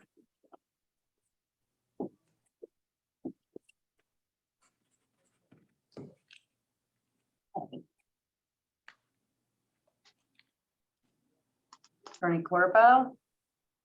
Are we, So go ahead. I was gonna suggest, that you recognize others who wish to, state complaints about the dogs. Thank you. Okay. We have, I know, 2 people on Zoom who would like to speak to the complaints. Is there anybody here who would like to speak to the complaints? I prefer to go first. Yes, I'm not talking about okay, yes, please. If you would, you can sit, you can stand, just state your name and address if you would, It's please. William Burns, we live at 8 Morse Court right now. And if you want, you're welcome to go to the podium if you. No, want. it's okay. I wanted to, you know, this happened a long time ago in September. Yes. But I have a few photos and I don't think it's at all out of line to show No. my hands, my dog. You guys can look at that while I'm providing any answers or whatever. Because it wasn't a scary thing, it was a horrible thing. So with that, I don't know what you want from us from testimony besides just telling you what happened that day. I don't know, I mean, I didn't expect to get cross-examined here tonight, but whatever. I'll answer anything truthfully, and maybe we just start with our story. I don't know if that's what the people in the room want. We do have the report, but I would say, if you would like to, please feel free to. Yeah, Pam, you want me to start or do you want to start? Go ahead, I can chime in. So we walk this road every day for a long time, and we have no idea who Alex is, other than I probably waved at him 30 times in a couple of years walking up and down that road.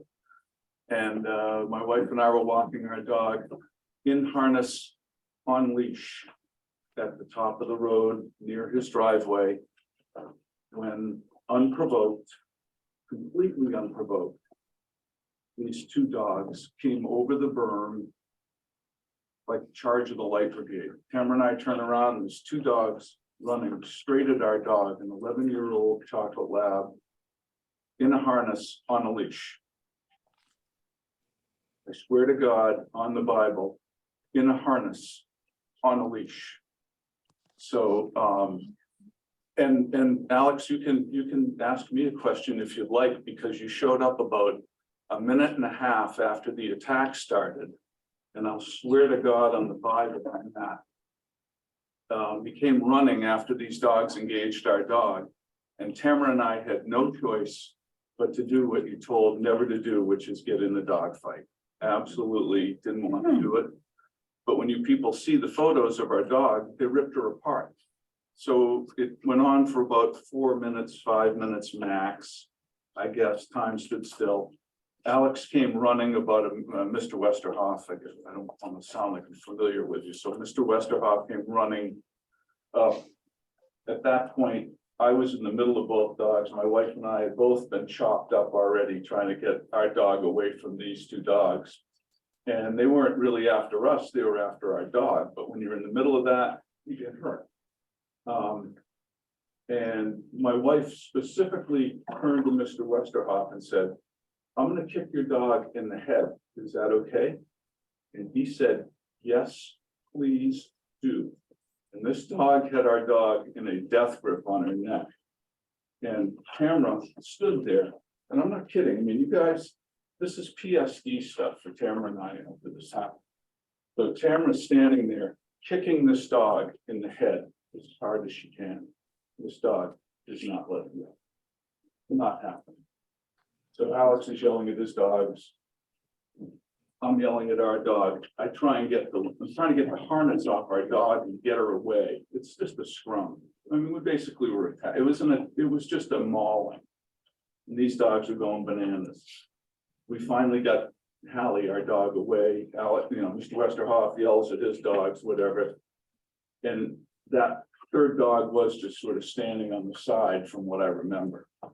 And it was like the worst 4 or 5 minutes of our life. It was outrageous. It was absolutely outrageous. I mean, I don't know if anybody's ever been in a situation like this, but it was outrageous. That's essentially what happened. I mean, Mr. Westerhoff said, would you like to come? He was obviously horrified, saying, would you like to come to my place to clean up? And we were just out of there. It was like, I got nothing to do with you, you dogs. We got to go. We had parked down at the pond. We had to walk from up there all the way down to the pond. One of the injuries you can't really see that great on our dog was the largest one. And she had a ton, I don't know how many, 30, 25, 35 stitches on her whole inside of her leg up to towards her crotch. Besides the staples on her back, and besides what you saw on her side where she got ripped apart and they had to put a tube in to do any draining out of her cavity. It was outrageous. Simply outrageous. Dogs not controlled. That's all it was. I've been a dog owner my whole life. I don't dream to think that our dog Hallie is on voice command.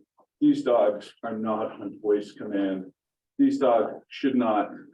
I'm not here to say put the dogs down, and I never have been, but these dogs should not see any other humans besides the owner. I mean, do you have anything to add here? I mean, it's like. No, I think you pretty much summed it up. We had to go to the emergency room at Beverly Hospital. There is a civil case that's been started. We haven't heard from these guys. Whatever. We have, close to $5 grand in medical bills from my dog going to the Woburn Animal Hospital besides the vet. And they not saved her, but they mended her all up. And we have a couple of grand in bills from going to Beverly Hospital. My wife is an art teacher, had stitches in the palm of her hand. I mean, this was an outrageous incident. Outrageous. I mean, no one should downplay this. Honest to God. I mean, this is like, we've walked up there and had no incidents with our 2 little grandchildren before. They're out in Colorado, so they aren't around here all the time. If our grandchildren had been with us that day, you guys would have a whole different meeting going on here right now. Completely different meeting. I mean, this stuff can't go on. That's all I have to say. Sorry, certainly respect how you do. Madam Chair, can I just ask through you to Mr. Burns if he can identify which of the 3 dogs were involved in the attack? It was the two, are they Weimaraners? Yeah, two Weimaraners. Is the third dog not a Weimaraner? I don't remember. It was such chaos. I remember he was on the wing. Doberman mix. The boys. So just to clarify, the 2 dogs involved in the attack were both Weimaraners? Yeah, And the third dog well, that was, the 2 male are Weimaraner Doberman mix. so they're not that it cannot have any bearing, what the dog Right, breeds are, cannot have any bearing on this. Yeah, and then the female is a full bred Weimaraner. Thank you. If you're right. Thank you. And so, Mr. Burns, were both of the male dogs sort of equally involved in the attack? Yes, Okay. Madam Chair, if I could, through you back to the, animal control officer. Was it the same two dogs involved in the other, attacks that are in your files? So, yeah, the first, yes, it was the same three, and I believe that the two males were the ones that were doing the initial attacking, and then the girl was just barking. Is that in all of the attacks you described? So there's only been two real like attacks, and then one other incident with the dog walker, which I thought he was gonna say something because I didn't hear about that. I'd like to hear about that. Okay, so you had the 2014 attack, right? Mm-hmm. And which dogs were involved in that one?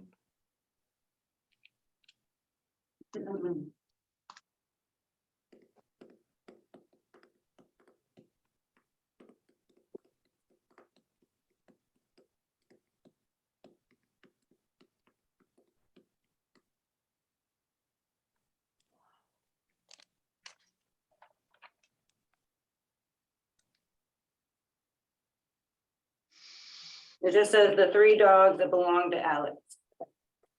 Okay. And what about the 2020 attack? Is that the one you're waiting for information on? Yeah, I didn't hear about it, it's I never got to talk to the dog walker, I never really heard about it, yeah. No, that's, the 2020 is the Andrew Riding and his three daughters, there's three young kids. Mhm. And then the dog walker was the 2013 one, Mhm. and that was the report, the dog fight, and then the dog walker broke it up. So I don't know if it was like a dog on dog attack again. It sounds like it's a dog on dog aggression, and that the people end up getting hurt while they're trying to break up the dog on dog aggression fight. Okay. Was the female dog involved in that or only the male Doesn't dogs? say so.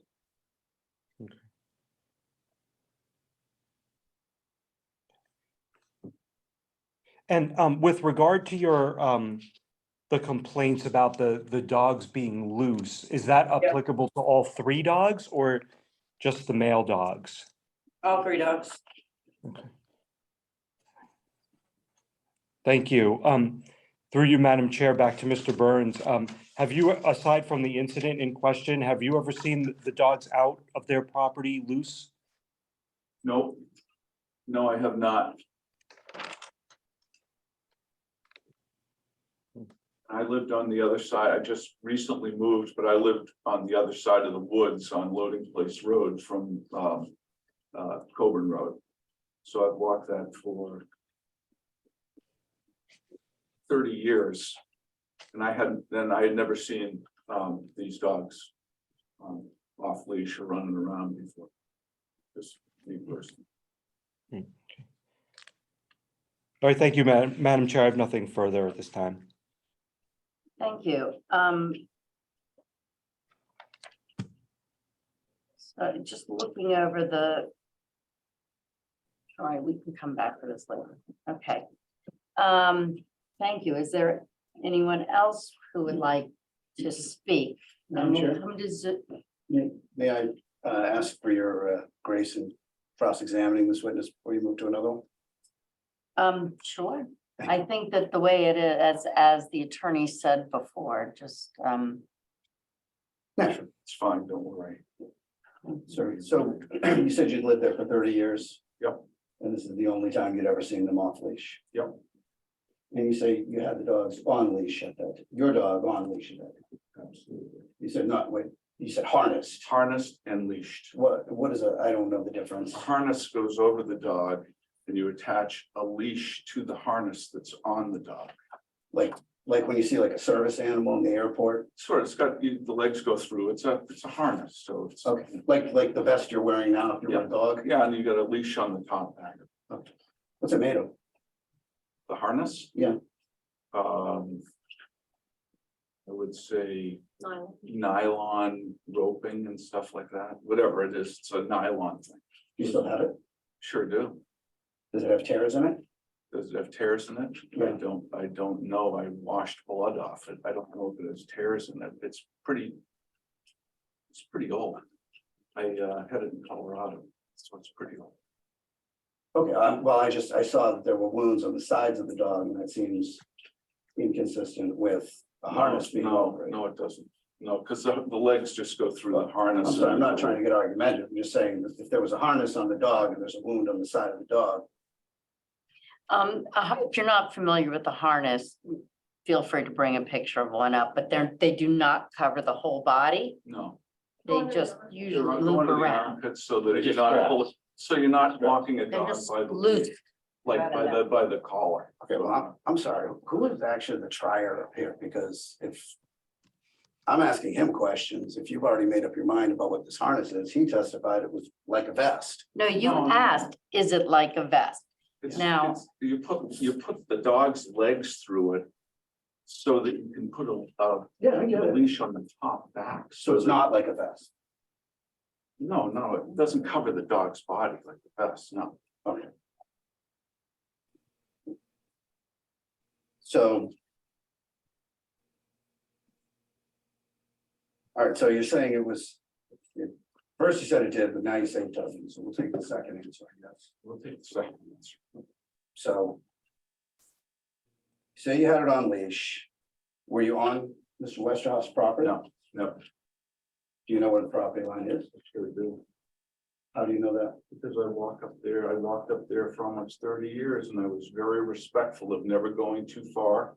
Never getting to where there's a fire road across from this property. I know the area very well. Don't get me wrong, I'm not suggesting you're disrespectful. I'm just suggesting, do you know where the property line is?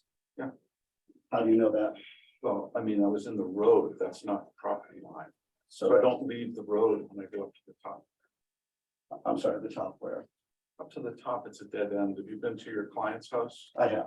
So it's anywhere before you get towards this property and where the fire road is across the road from it. Okay, I have no more questions for yourself. Great. Maybe you can get back to us at another time. I'm sorry, but what? Well, our council's reached out to you guys for a couple of months. I'm sorry, we can't, that doesn't, Well, I mean, I don't mind. I'm sorry. no, that doesn't pertain to right now, and so, Excuse me. no. Is there anyone else who would like to speak? I would like to speak. Absolutely. You should take complainants first. Okay, sorry. Yes, those who have complaints. Anyone on Zoom who wants to speak? I do not have a complaint, but my name is Frank Shaw. and If I you're live in not- Ipswich. Hello? Mr. Shaw, are you speaking?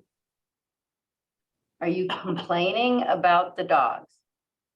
I am not complaining about the dog, but I've been to Alexander's house many times for many parties since April Okay, and. we'll come back to that. Right now, we're talking about, All right, not a problem, but we'll definitely come back to you, Mr. Shaw. Thank you. not a problem. I don't know the protocol, so I apologize. No, no problem at all.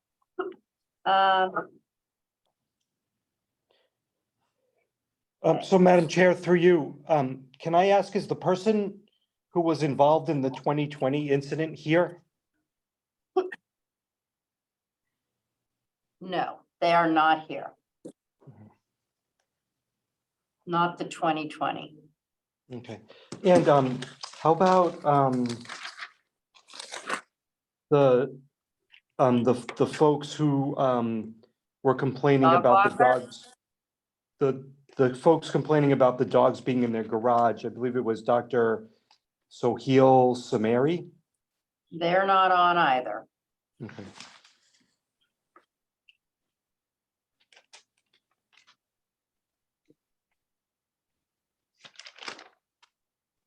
So is there anyone else who has complaints about the dogs that they wish to bring forward at this time? I would say there are not. We had 2 people on Zoom who wanted to speak. Peter Manasian.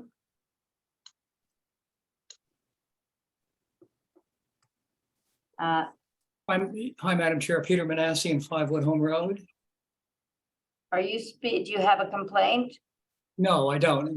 No, I'm ready to speak when that's appropriate. Okay, we'll come back to you then as well. All right, Attorney Corbo, it sounds like we've heard from complainant. Madam Chair, I know this might be out of order, but may I ask Mr. Burns one more question? I don't have a problem with that. Is that all right, Attorney Corbo? Mr. Burns, you said that you weren't looking to have the dogs euthanized. What is it that you think would be appropriate? That, thought from from the moment after the incident, having had dogs my whole life, these dogs should not be around, they should not be out and around. They're completely unpredictable. If you see what happens, I would say that they need to be, I mean, my feeling as a dog lover is keep them penned up behind the electric fence for the rest of their days. And if they ever get out from behind that fence, put them down that day. Okay. Period. So you think the electric fence is acceptable? I'm not an expert on anything, but I just don't think they should be around. I'm taking your feelings into account. I get it, but I'm just saying, I mean, and I have the feelings that if I had had a knife at that point, or I could have gotten my hands on a rock, they wouldn't be alive to this day. We've seen what they were doing, tearing my dog apart, but be that as it may, I think just keep them away from humans. So an electric fence, even with an acre buffer, would probably be even better. Could I add something? Respectfully, I don't know. I mean, May I add something? I think she should add is the other part of the I would team. say that my experience with electric fences is that I'm they gonna object. they don't always work. Are we swearing her in as an expert on electric fences? Because if we're not, I don't want to have that testimony part of what you consider. No, you asked her. You asked the question. You asked, right. I asked him, not her. So They- if you ask him, you ask him. So I asked him what he wants. it's a fair comment. He hasn't They shared. they can weigh the evidence as they She feel. wanted to testify, I'm not calling her as a witness. so you might. It's not quite the way that. So, all right, but I mean, I appreciate your candor about that. That's all. Thank you. Wait, one other thing. You said you moved to Morse Court. That's correct. Where's that? It's in town. I mean, I get that. I'm sorry. I'm not. It's down the village. Okay, so you've moved out of the neighborhood. Yes. Thank you. Okay. Do you have any other questions, Mr. Corbo, before we let others speak? No, Madam Chair, if there's no one else who has complaints about the dogs, then I think it would be appropriate to hear from the dog owner and his representative. Okay, Mr. Corbo, if I may address Mr. Corbo? yes. Mr. Corbo, I know this is not a formal hearing in court, but at this point, I might say, do we need to go through all of this? Because if the victim says that an electric fence would be okay, an electric fence has been put in. If you want to hear from everybody else, we could do that. But if that would be something that everybody could agree upon, maybe we can end this now. If not, I'd be happy to have. We still have to deliberate. The dog, Sure. dangerous dog and nuisance dogs have been brought before the select board. Okay. So it's not a decision between you all at this point. I'm sorry, I didn't mean to imply that. I know that it's your decision, but if the board is satisfied that that remediation is enough, will I put everybody through? We haven't deliberated yet. Okay. And I have a question for Mr. Western. Should we let Mr. Westhoff speak and then we can Let me testify first. Yeah. come back? Once we close that. Sure. So I have currently 3 dogs. Lucian, Velasquez, and Luna. Luna is a puppy. She's 4 years old, and I don't know why she's listed at another attack. That is not true. Has her own mind. She likes to play with her ball. She does not run away. She listens on command. She's a remarkable dog. Lucian Velasquez, they're 12 years old. They were born in my hand and 45 minutes apart. And they have given me so much love and pleasure throughout hard times. Individually, if anyone escapes, and I'm saying that because I've been very careful that they do not leave the house and do not walk around into the woods off leash. And if I ever were to walk them, I put a muzzle on them, but I don't feel comfortable walking them anymore. And so I keep them contained in the house, and we have an acre that's fenced in behind the house. So they are contained there. There are a few exceptions when one escapes. Individually, these dogs are zero harm to other dogs.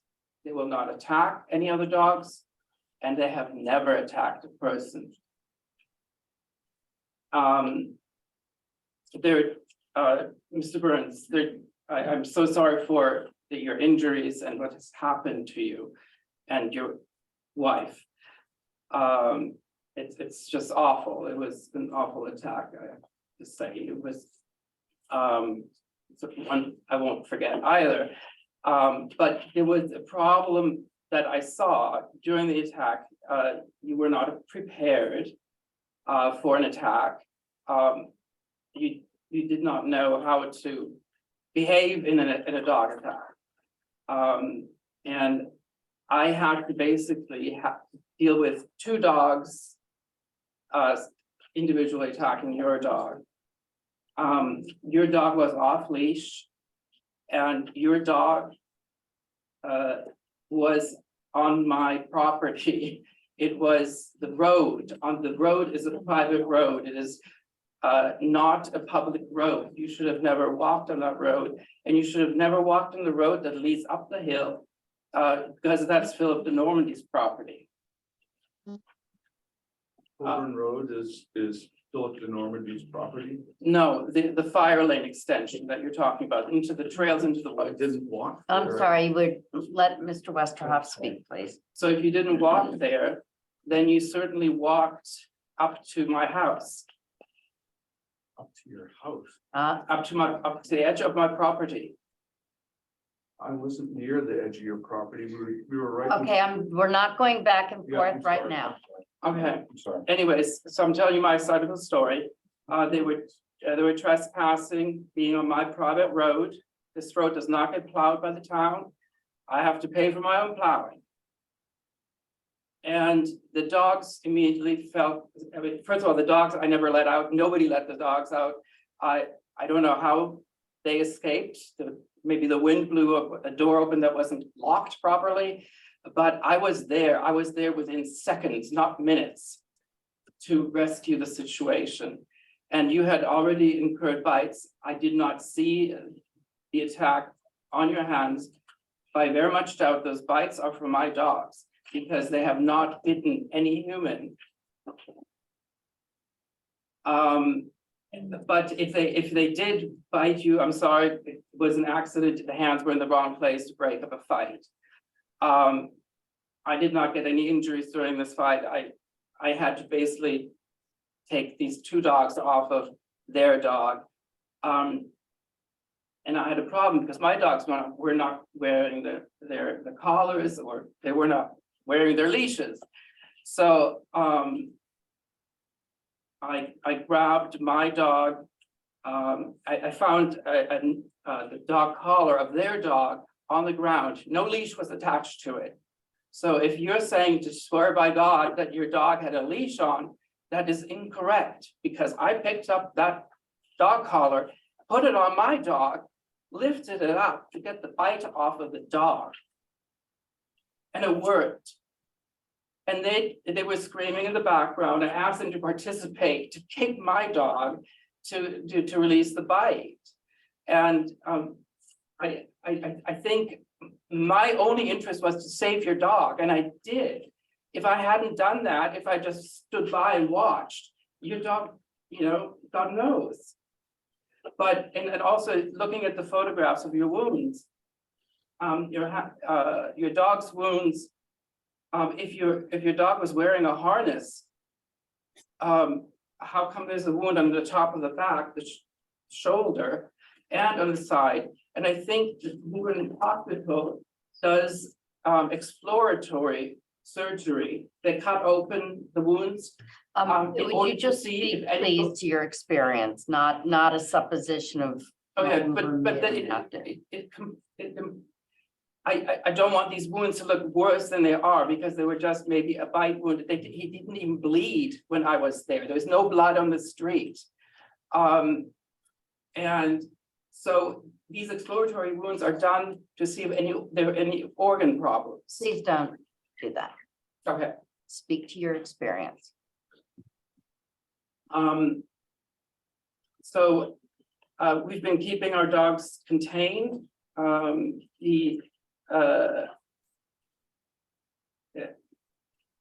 Individually, they are of no harm.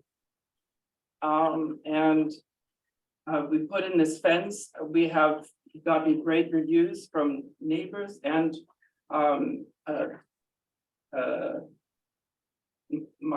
the vice president. I've been serving this town for 28 years as a volunteer for trees. The vice president, I'm currently president, she's vice president. She has this dog invisible fence, and she says it works like wonders. Her dog, after getting buzzed the first time, will never cross that border again. I have also implemented not just one line of border where it's most dangerous, where they can see the street. I installed 2 lines, and this particular fence goes off several times, so you don't get tasered once, you get tasered several times after you cross that line. And it's just a matter of training. But we don't have to have our dogs go out in the front ever. We can just leave them in the back,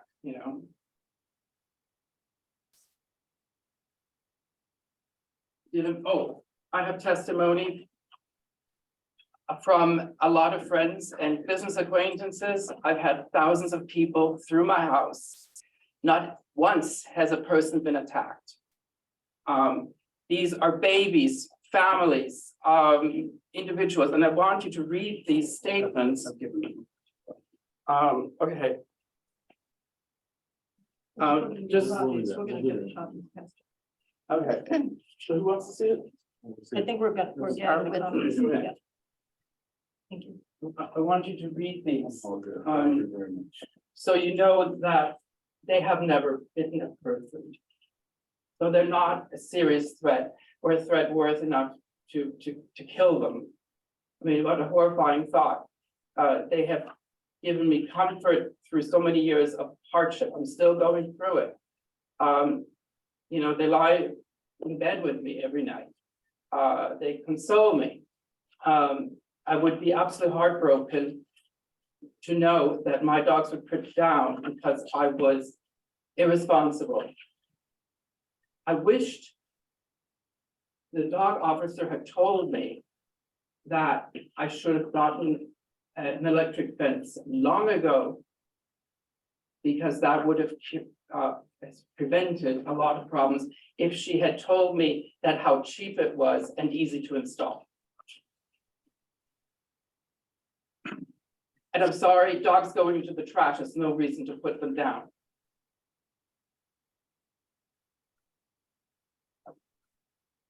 Todd, Chief Fitzgerald, is, do you know what parts of Colburn are plowed by or maintained by the town, or are there any parts or not at all?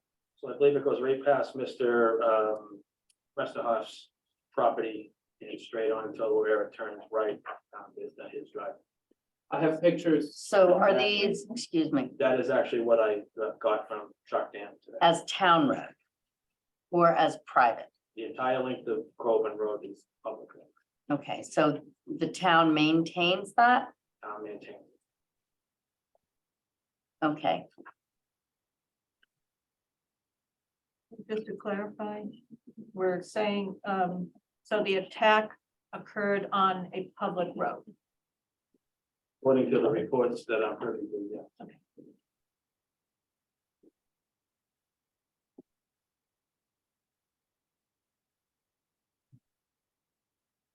Can we ask questions of Mr. Westerhoff yet, or do we hear from the remaining parties first and then ask everybody questions with the? I'd ask. Madam Chair, can I ask Mr. Westerhoff a couple questions? Can I ask Mr. Westerhoff a couple questions? Yes, but before you do, one of the board members was wondering if we should ask now or later. Members of the board. So that's certainly up to you, but traditionally, we like to try to ask all the questions to a witness at one time before moving on to the next one. Wonderful, thank you. We'll ask questions. Go ahead and ask your questions. Mr. Corbo? Thank you through you, Madam Chair. And thank you, Mr. Westerhoff, for being here. Just a few clarifying questions. So you mentioned that your property has a, I'll refer to it as a physical fence, like an actual fence around part of it? No, it's an invisible fence, but it's a wire fence, so it's a hardwired. So they get, Oh, I'm sorry, You're misunderstanding this question. You're talking about in the back. oh, the back, yeah, so physical, a 6-foot tall chain link fence. Oh, okay, and is that like fully enclosed on 4 sides? Correct, and yeah, that's where they go to potty. And is it like connected directly to your house, whereas like the dogs can go Correct. straight And from the it's a house whole- into that fence? Yes, and it's a whole acre of fenced in area. Okay. And then you installed the electric fence in a different part of the property? Correct, in the front part of the property, there's this little rise, and I put them all to the top. So that leaves an acre between the fence and the road. Between the electric fence and the road? Pardon? Is that, I'm sorry, between the electric fence and the road? Correct. Is an acre. And when did you put that electric fence in? This weekend. And This weekend. did you put it in yourself, or was it professionally installed? I did it myself. It cost $600. And I have receipts. And what training do the dogs have on how to use the electric fence? Well, we'll train them tomorrow, because we haven't had a chance to train them yet, and no reason to have them go outside in the front. It's cold. And just one more clarifying question. When the incident happened with the Burns's dog,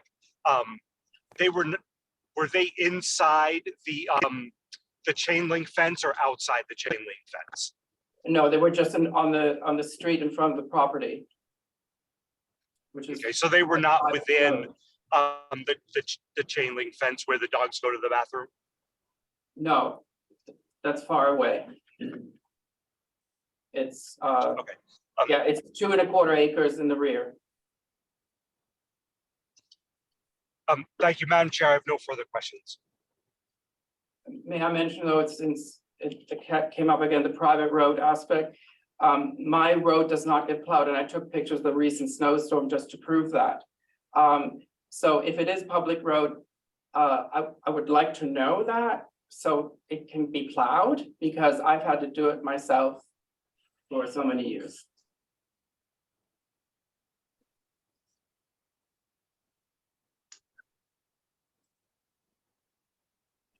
And if you want to see images, I can show you. No, I'm just thinking of reaching out to Chuck right now. He was, Chuck and Nate were, but they're not on now. I'd like to speak now. You could ask if there's any signage.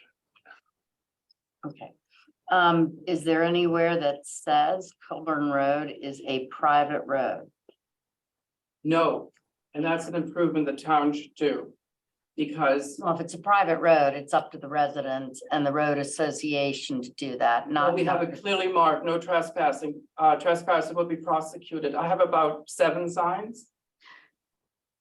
And De Normandy does as well. So the path leading up to De Normandy's property has tons of signage that people ignore.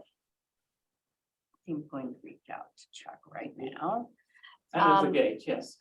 Okay, I will come back to you in a minute for the burns.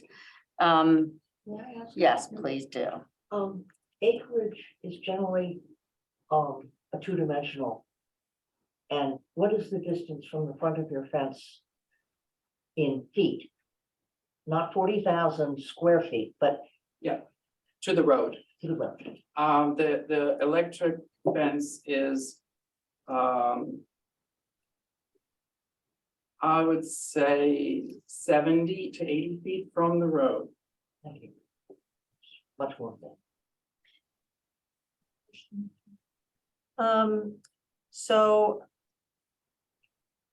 you mentioned during your testimony that during the attack on the Burns, when you were trying to pull them off, your dogs were, and I think you used the phrase, not wearing their leashes. Yes, So if the attack occurred on a public road, they were not wearing their leashes. except it was a private road. And so that's a subject of dispute. Correct. Okay. But, So I just haven't, so you answered my question, thank you. You also used a phrase a couple of times when you were describing the dogs.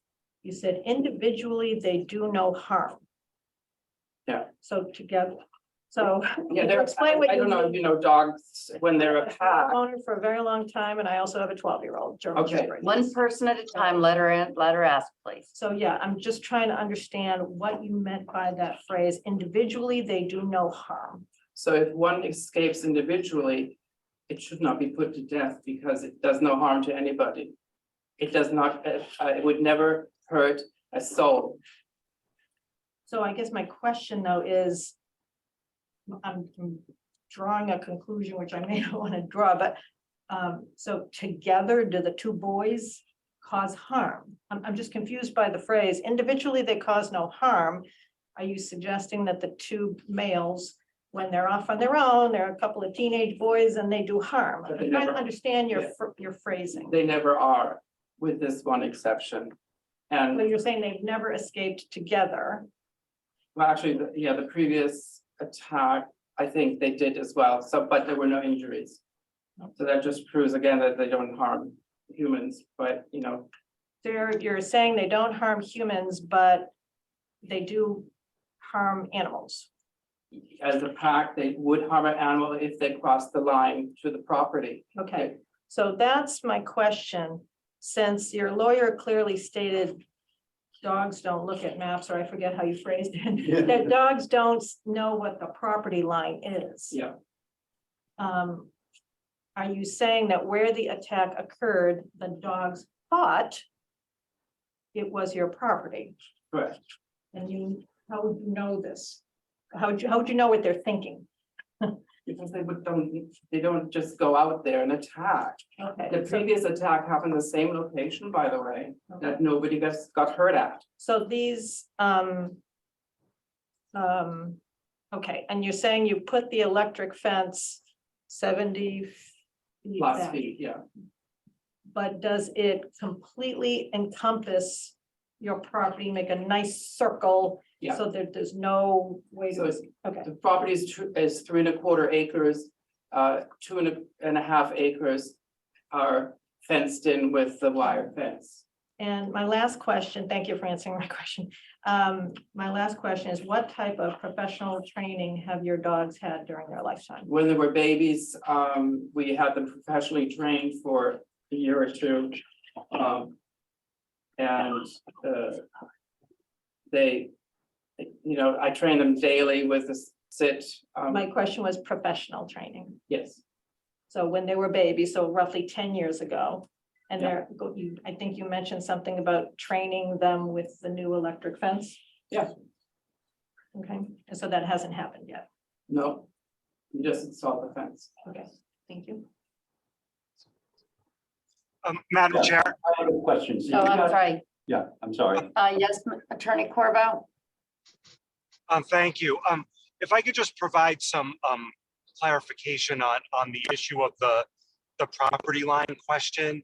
So in the Massachusetts General Laws, Chapter 140, Section 157, it contains a list of circumstances in which a dog should not be considered dangerous. And one of those circumstances is if at the time of the attack, a person was trespassing on the animal's property, but only if the person or the other animal breached an enclosure in which the dog is from the rest of the public. So the trespass exception is actually quite limited to only the circumstance where the alleged trespasser is within the enclosure. So in this circumstance, if the Burnses were inside the chain link fence or inside the house, then that would be a defense if they were attacked in that circumstance and they were uninvited. But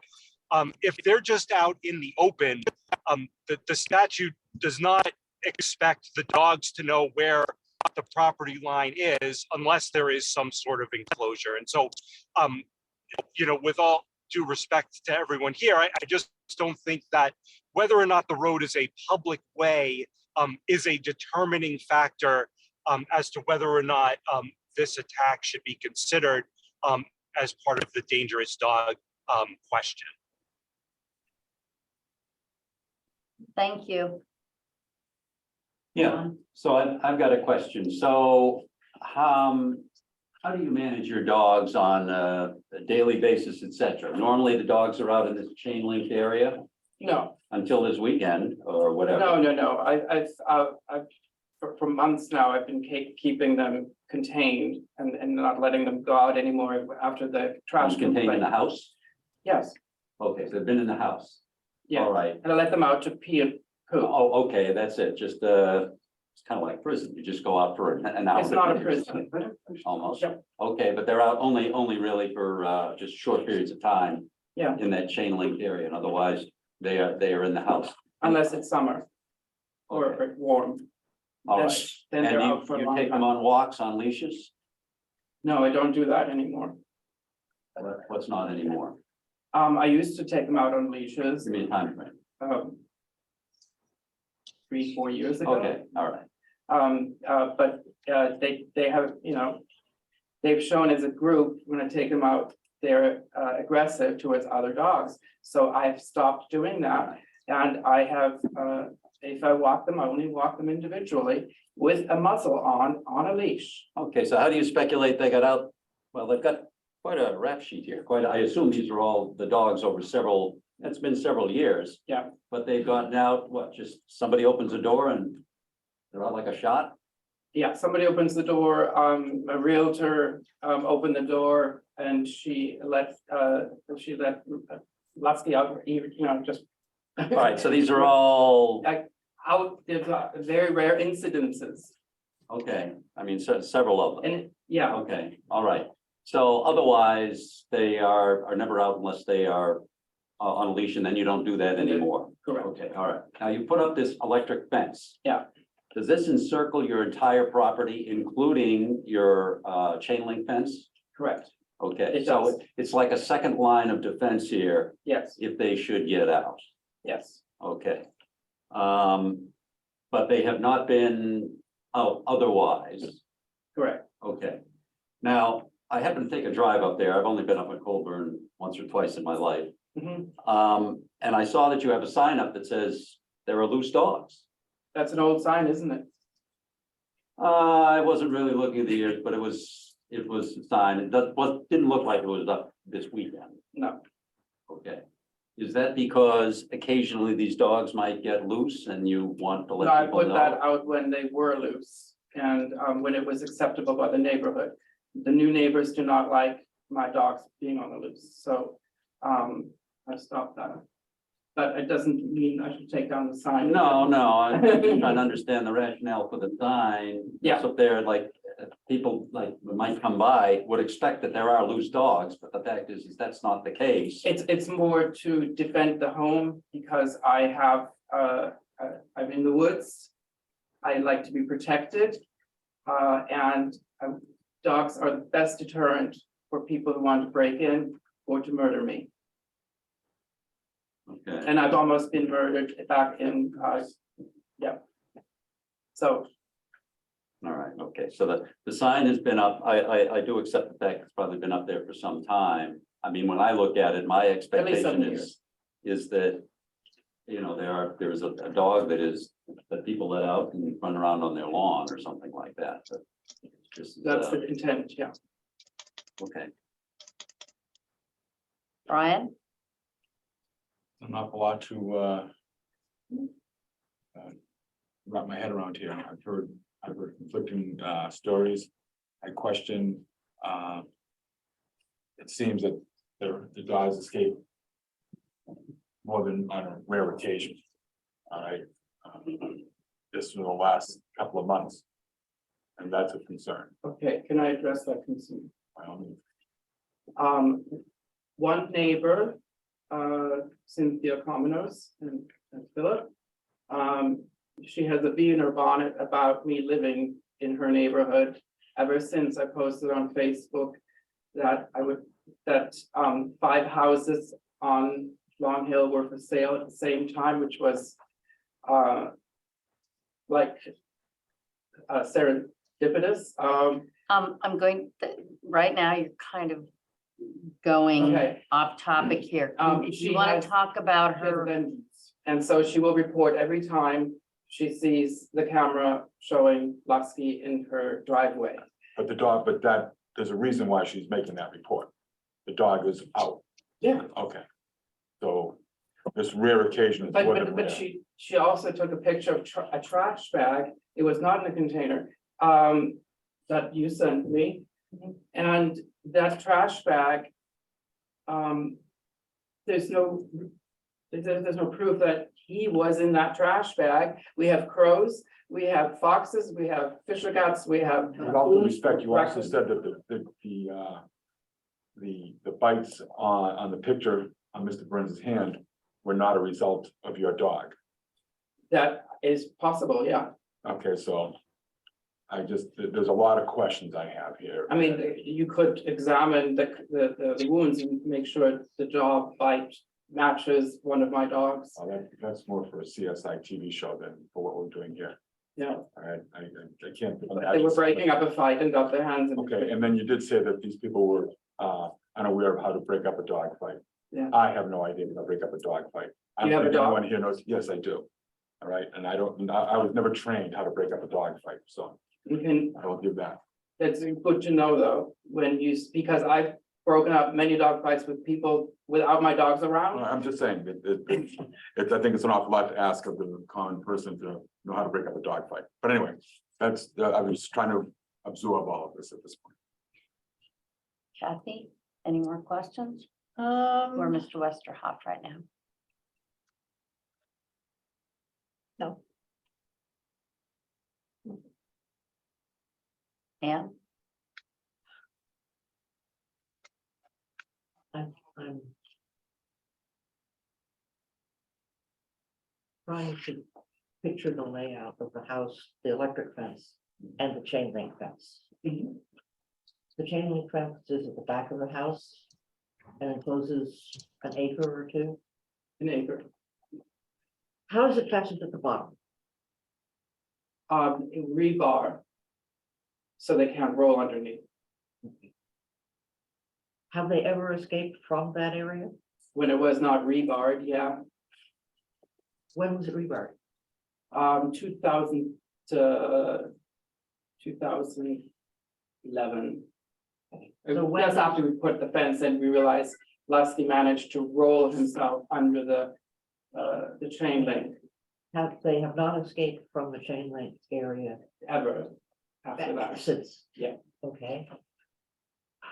So all of the complaints that we've heard of your dog is missing or your dog is in somebody else's yard.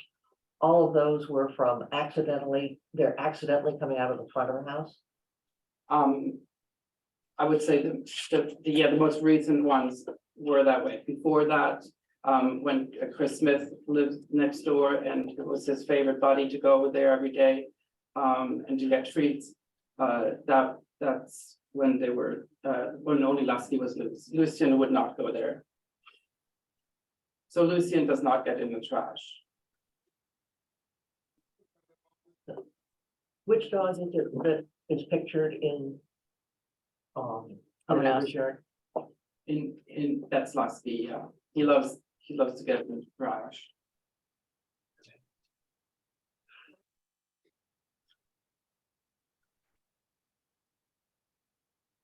I'm still trying to figure out. There seem to be lots of reports of your dogs either being missing or, That isn't, I don't agree with that because we're talking over a 12-year time period.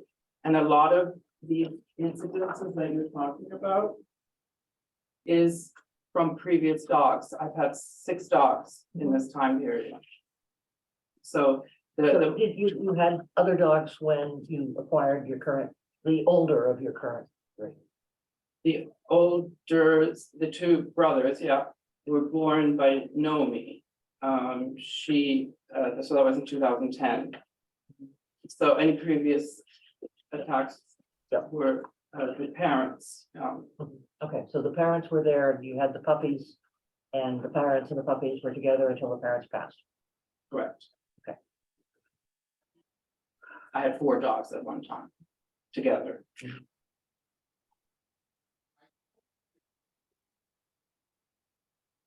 And I haven't actually got the reports in order, but it still seems that there were a number of cases when you called to say your dog was missing and then called back to say your dog was found again.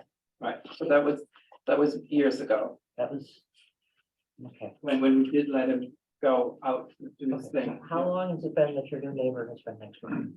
Since 2020. And Mr. Sami took a very strange approach when he discovered, and he's talking in the report that there were dozens of incidences. There are no reports of those incidences, and it's all imagination, quite honestly. He could have called me. I'm next door. He could have walked over to me and said, "Hey, Alex, we've got a problem." Never did, not once. So the first time I heard about that, it was just after they moved in. The wife came to my house screaming that my dog stole their pizza, which the pizza delivery guy delivered into the garage. And I apologized and explained to them that the previous owner fed him almost on a daily basis. And so they did report to you that there was a problem. At that point, yeah. And so it stopped for a long time because they kept their garage door closed until 2022, when they decided to keep it open. And my dog, Lusky, again, got into their garage and caused a mess. And so he shows up at my house screaming belligerently, like I've never heard screaming before, that he was gonna shoot my dog next time. As the police chief has reported, it's within 500 feet of the house and therefore a bad idea. Oh. Okay, and she told me he was okay. He got shot for getting into the trash at the time. But anyways. So The event afterward, the neighbors have contacted you about, no, through the police, yeah, twice, but they've also contacted you each, no, once, well, once for the pizza and once for the mess in the garage. correct. Both members of the couple. Yeah, not dozens of times, not dozens of complaints. She said both members of the. No, well, yeah, I guess the first complaint was by the wife. The husband sent her over there to, and the second complaint was with the husband. I called the police and I was worried for the wife because he went back home and screamed at his wife and his children to the point that she said, "I hate you." It was loud screaming, just like it was in front of my door. I was afraid that he had a gun because I didn't even acknowledge I was in the house, the lights were all out. You know, it scares me how much hatred there is.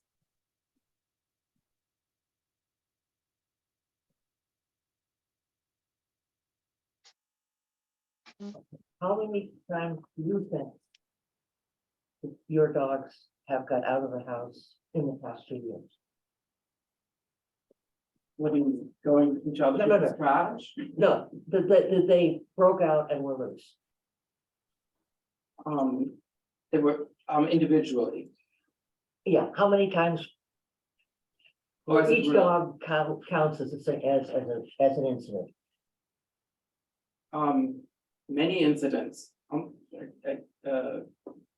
Say, you know, he likes to go out in the neighborhood and She's just asking for a number. I'm looking for a number and I'm looking for a number after your new neighbors moved in. okay. And you've been screamed at for having your dogs loose and Oh, after that, I stopped letting them out. how many times have they? As many times as reported to the police. So that's 5, 7 times. But not in 22. In 22, it's only 3 or 4 times. You have to check the records.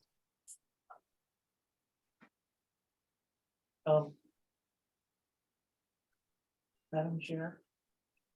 Could we have the dog officer confirm those? The animal control officer. Thank you. From what? How many reports did you have of loose dogs Since 2020. since 2020?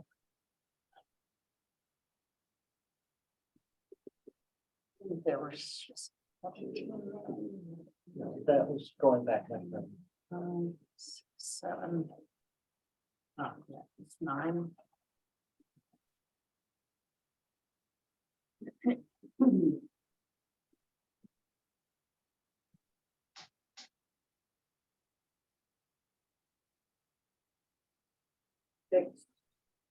Six since 2020, so that confirms what. Yeah. Okay. And I agree, everyone is too many, and that's why we installed this fence. So it doesn't happen again. How much experience do you have at training dogs to use an electric fence? I haven't any experience, but it's well displayed on YouTube that it's effective and how it's done. Would you consider hiring a professional to train your dogs to the fence? Yes, And that fence would capture a dog who came out of any door in your house, except the Correct. ones in the back. correct. It is completely enclosed.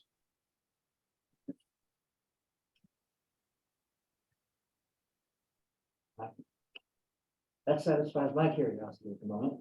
Thank you. Thank you, Ann.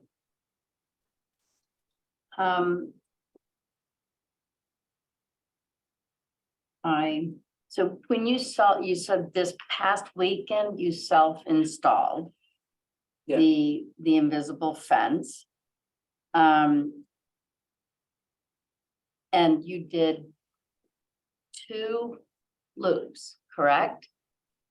I did a double line in the front where the road is visible. Just in case they got through the first one, they would get zapped multiple So times. it's not double all around, is it Right. around your entire property, simply in the front? Correct. And is it buried or is it laid on top of the? It's both. Like where the rocks are, you can't bury them. Oh, I understand them well. Yeah. I know them well, having had dogs for many years as well. And how did you decide upon which type of invisible fence to use? I did my research online and then I went and picked the best and the most expensive available at the pet store. Okay, and I was going to ask about the training as well, but Ann did that. I did want to, going back, you said since 2011, and there are, starting in the 12 that have been reported, loose dog, then the dog walker got attacked. Then in 2014, another neighbor said that dogs were loose and attacked her dog, though there were no injuries. 2016 loose, 2016 loose, 2018 loose, and then we get into the attack of the Riding family, no one injured. And then the remainder of the ones on Colburn. And I understand that at one time a neighbor was friendly with your dog, and I've been up in the area quite a bit over the years. But the bottom line is we have a leash law in town. And your dogs are not supposed to leave their property. So when you say somebody leaves the garage door open on their property, they should be able to do that. Doesn't matter if a previous owner was friendly to your dog and encouraged them totally to come understand. over. I just, there are a lot of issues with the dogs getting loose. And you've even stated conflicting comments about they'd never bite anybody. Well, but when they're together, or when I take them out on a leash, I have a muzzle on them, but I don't anymore. Weimaraners are energetic dogs. Yes. And again, the breed has no bearing on this, what we're talking about. But they do need exercise. So, and they do love to run. Do they have that opportunity in the fenced-in area? Yes, they have two acres in the front of, sorry, an acre and a half in the front of running on lawn, yeah. But and up until now, they just ran loose. They'd go wherever they wanted. Not until now. I stopped when the garbage complaints came in. Because I got a clear message. Okay, and I do know there have been other neighbors who've had concerns. Okay.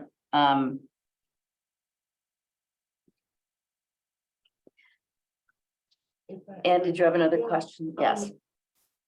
If you have a large area in the back of the house that's got a fence that they can't get out of, that isn't the place where they can go and run? Yes, they do. And in the summertime, in the spring, I let them out for hours. It's, I see. It's only in the winter. Right now when it's cold, but They have no fur. they haven't got coats? No, Lucian has not Alzheimer's. Alopecia? No, Addison's disease. Since he was a baby, he gets treated daily. And Yeah, he lost all his fur. So. So in the cold months, they don't get much exercise. Oh, they do get exercise. The house is humongous. They run in the house. They- Yeah, that's true.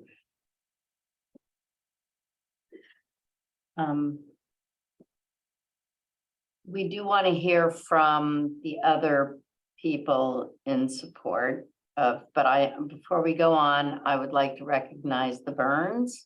I just want to correct a couple things that we heard said. Number one, we were never near Mr. Westerhoff's. We were near his property, but we were never, ever on his property or where it probably starts. We were actually where this attack occurred was right in front of the driveway of the people who you mentioned a few times who were beside themselves over having the trash taken out of their garage. So we were right on the road there.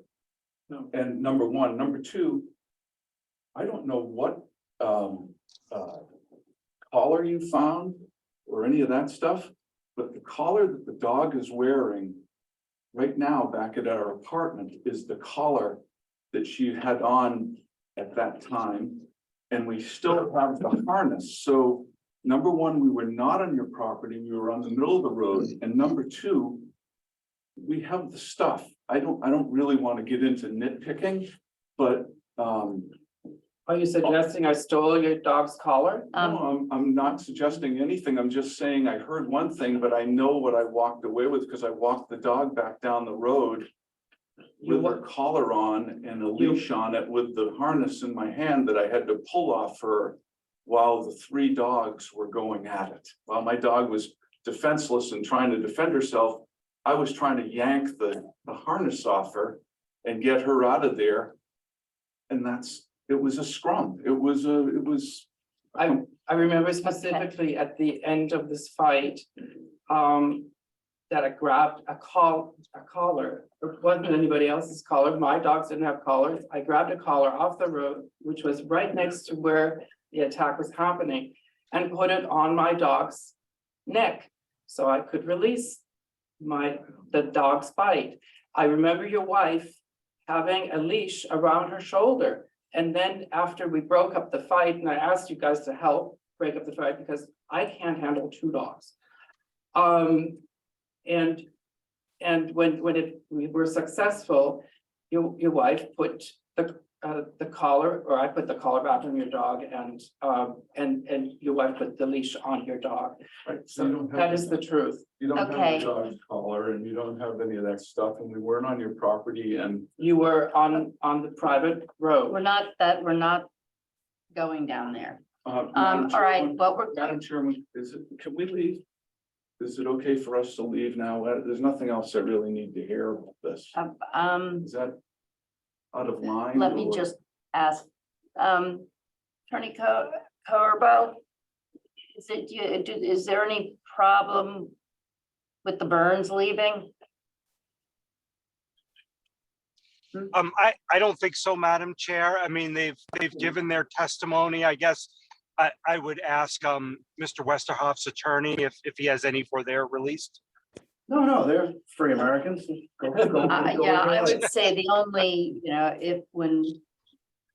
before you do, does the board have, any members of the board have any questions for the Burns, further questions? Not right now. I think we're good. I'm good. Okay. Thank you.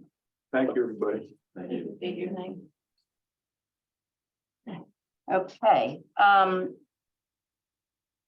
if others would like to speak on behalf of Mr. Westerhoff, we invite you to do so at this time, but if you have something new to offer, please do so. If it's reiterating what we've heard already, I don't think we need to, or just keep it brief, please. State your name and address. My name is Elizabeth Murphy. I live at 10 Heritage Drive in Salem, Massachusetts. Did you write a letter? I did. So we did read what you had to say. I'd like Correct. to read it so that it's entered into record, please. I can read it quickly. Okay. Dear members of the select board, I've known the dogs at 3 Colburn Road since October of 2013. I was their pet sitter from March 2014 for January 2019. The senior dogs, the 2 males, Lasky and Lucian, are huge sweethearts who love everyone they meet after they finish greeting them with their big dog voices. The young female dog Luna is just a happy-go-lucky little girl who just wants to play. I have seen these dogs, especially the senior males, interact with dozens and dozens of different people over the past 9 years. Workmen, deliverymen, antique transporters, many friends and strangers, and their owners, Alex and Toby. And I have never, not one time ever, seen either of the males or the females so much as curl a lip or growl at anyone who came near them. Yes, they do bark. They use their voices in greeting and excitement. They love to yell at wild turkeys, but they do not pose a threat to any human being whatsoever. Before I finish the letter, I want to add, I have witnessed these dogs also with a little toddler running around in the midst of them. And the dogs did not go after her as if she were prey. They just let her be. That's the only new thing I want to say. These dogs are giant babies who just want to snuggle up as close as they can possibly get. I've slept in the same bed with them. I've cared for them up to 3 weeks at a time. During a blizzard, in fact, so I could attest to the plowing situation. I've observed many interactions through the last decade, and I repeat, these great, big, imposing looking dogs are gentle giants who just want and deserve a whole bunch of love. I ask that you please take into consideration that the boys are quite old now. They are both under the care of a vet, and I beg you to please allow them to live out the remainder of their lives along with their little sister in the care of their owners who love them so very much. Thank you for your care and consideration. Thank you. Did you want, oh, did you have a question for her? Yes. Did you ever see the 2 male dogs around other dogs? No. Thank you. Did you want to speak? I appreciate the opportunity. I am good. Anybody else? Yes. Your name and address, please. Olga Kwasniewski, 311 Main Street in Holden. And I'm Alexander Westerhoff's friend. I met him in 2017, and I remember that evening, December 3rd, when I walked in the house, and there was 3 dogs there, and I was raised in a family where dogs were not allowed. So you can understand my kind of position that I'm kind of have a fear of the dog, but with his dogs, I was instantly comfortable. And for the past 2 years, I've been residing at the Alexander's house on and off. Basically, I was spending 4 days out of the week. And right now, what I'm hearing about all these incidents, it's like a news for me, because the dogs is like, I never seen them attacking anyone, never was like a threat to anyone. So, and I understand that's animal. And you know, if someone is provoking them, they would defend themselves. Okay. Anybody have questions for her? All right. Mr. Shaw, please state your name and address. My name is Frank Shaw. I live in Ipswich, Massachusetts. My address is 126 County Road, Suite B213, at the Cable Gardens apartment complex in Ipswich. It's a senior apartment complex. I have been over to Alexander's house many, many times. I've attended many social functions and parties and gatherings, and the dogs have never been a problem. That's my testimony. Thank you, Mr. Shaw. Peter, name and address, please. Peter Manassian, 5 Woodhome Road. And Madam Chair, I think it's been established that there appear to be absolutely no issues at all with the dogs and with humans. I've been out to Alex's house many times, as the gentleman before me explained, for meetings as well as large events where there have been hundreds of people. So what I'd like to say is I know Alex's love for his animals. And given the serious nature of this hearing, I have no doubt that he will take every step necessary to remedy the issues that are before this hearing. And that's my statement. Thank you. Does the board have I'm sorry, I'd like to make an amendment. your name and address again, please? Elizabeth Murphy, 10 Heritage Drive, Salem, Massachusetts. Forgive me, I get a little brain fog sometimes, and it's been a long time that I've known these dogs. I have in fact seen them near another animal. It was when my friend Steve and I took them for walks. We had them each separately on leash with the muzzles, and they pulled a bit, but they did not try to leave off our grip. They were controlled by the leash. They did not lunge. They did not try to go after other animals. We took them on a walk through the Fire Road area, through those woods, and a whole lot of people walk their animals there on a regular basis. We did come across at least one dog walker who had an animal. So I just wanted to amend my statement because there was one that I do recall. Thank you. Officer Gamul, do you have anything else to say to this?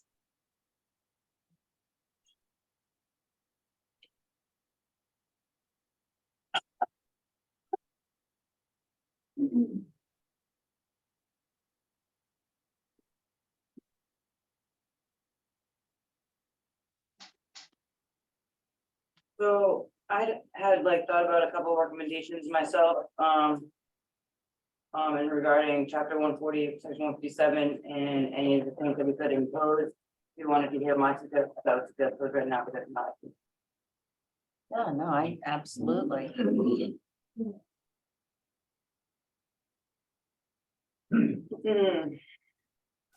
So I wanted to suggest, part I. Which is the dog being restrained. Chained, tethered, or whatever, which would be the fence, obviously would be fine with me. Physical fence. A physical fence, yes, ma'am. Keep the dog provided, be secured. Outdoors securely in a pen, run. Secured shelter. When removed from the premises, I was gonna suggest the dog be securely, humanely restrained with a chain or tethering device. Minimum tensile strength 300 pounds, not exceeding 3 feet in length. I was going to suggest that the information be provided for all the dogs, like picture, video, veterinary exam, tattoo, microchips, so we know exactly who we're dealing with every time. That's all my suggestion. Thank you. And the information, to whom would that go? To town hall, town clerk's office, and police.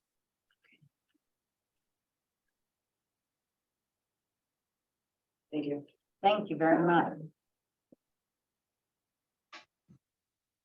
Chief Fitzgerald?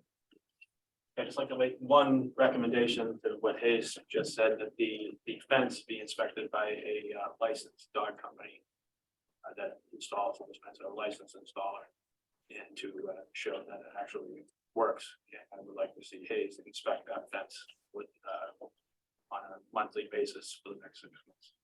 Would that be both the physical and the invisible? Thank you, Chief.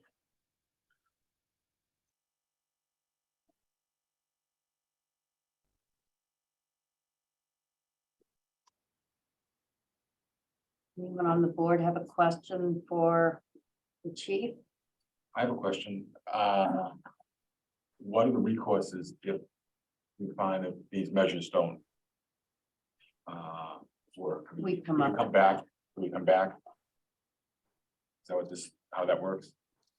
And what time frame is like an emergency We meeting said that. or, okay. So Attorney Culver, would you like to address that question? About Yes, thank you, through you, Madam Chair. So if the board is to issue an order that the dogs be confined to the property and within the fenced-in enclosure, and those dogs are, excuse me, and those dogs are found off of their property, they can be seized by the animal control officer and impounded. And if the board finds that there's been a violation of its order, those dogs cannot be returned to the owner, and the owner will be prohibited from owning a dog in the Commonwealth for a period of 5 years. In addition to that, there are criminal penalties, including fines and imprisonment, available for violations of an order of this board. Thank you. Thank you, Attorney Colburn. Okay, Corbo. I'm having problems with Colburn and Corbin. So I have a question.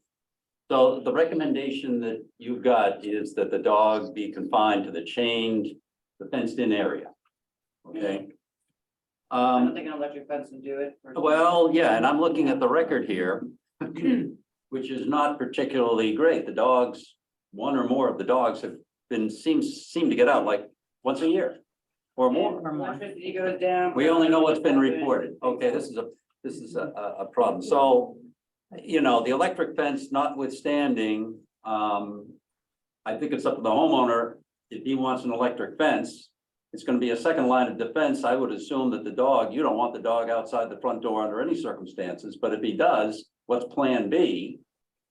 I'm not familiar with electric fences to the extent that if an animal does not see an electric fence for an extended period of time, the animal doesn't know how to react. Is that something that there has to be interaction? And I would defer to They remember them once They they do. get, yeah, if it typically, but it's different breeds react to, and I've had some breeds with very large necks and some without. But to the point of Officer DeMille, she said that when the power goes down, you don't Then you have don't have your. that. But the question is, do any members of the board have any other questions, or are we ready to close the evidentiary part and then deliberate? May I make a statement? Sure, I'll make it short. It's like, Yeah.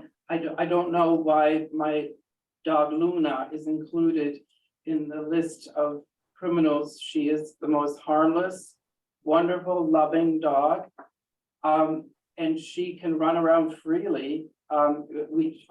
She's always by our side because all she cares about is throwing a ball. I can throw the ball in the woods. I can throw the ball in Singing Beach. This dog is completely 100% harmless, and I would never want her taken away from me. Because she's not aggressive in any sort of fashions. And I've been a dog lover all my life. I know how they take. So I will, the sentence that the attorney had proposed, if one dog got out, it would be Luna. It would be horrific to put her down or to bring her to someone else. Because we play with her all the time in the loose, and all she does is play ball with us. In the front yard and the backyard. Well, that goes back to what I said earlier about having identification on the dog, so that we know exactly who we're dealing with at any time. So they would have a certain collar of a certain color per se, and then that dog wears that collar every day. And then you know. And that's something, yeah. Excuse me. Pollard. We'd like to see them chipped if possible. If they have a microchip, we need to know their numbers, and it would be helpful. They are all microchipped. So we should just have that information available, so that if we do catch happen to catch a dog on the street, we can chip them and see who it is. Okay, and we're all dog lovers here, so I don't, that's, nobody is. Yeah, this is never easy to do. I've sat in on dog hearings before. They're not easy. And again, we all love our babies, so but we, as the owners, are responsible. It's our responsibility to keep them safe and follow the bylaws of the town. And there is evidence that this has not necessarily been the case. So now we are going to have to talk about what we think would be in the best interest of the people of the town. I have been very responsible, or we would have seen many more cases. I've been very responsible keeping my dogs. Mr. Westerhoff, Yeah. I think we're done getting information at this point. Need a motion to deliberate, or is that, we just deliberate? We just close the evidentiary part, So a motion to close that evidentiary report. I moved. but wait a minute, before we do, Just one more question. yes, Or actually, it's more of a comment. That's not a question. Luna may be the most wonderful dog in the whole world, but the town bylaw says the dog must either be on leash when off your property or under voice control. Yes, Is she under voice control? she is. And but unattended.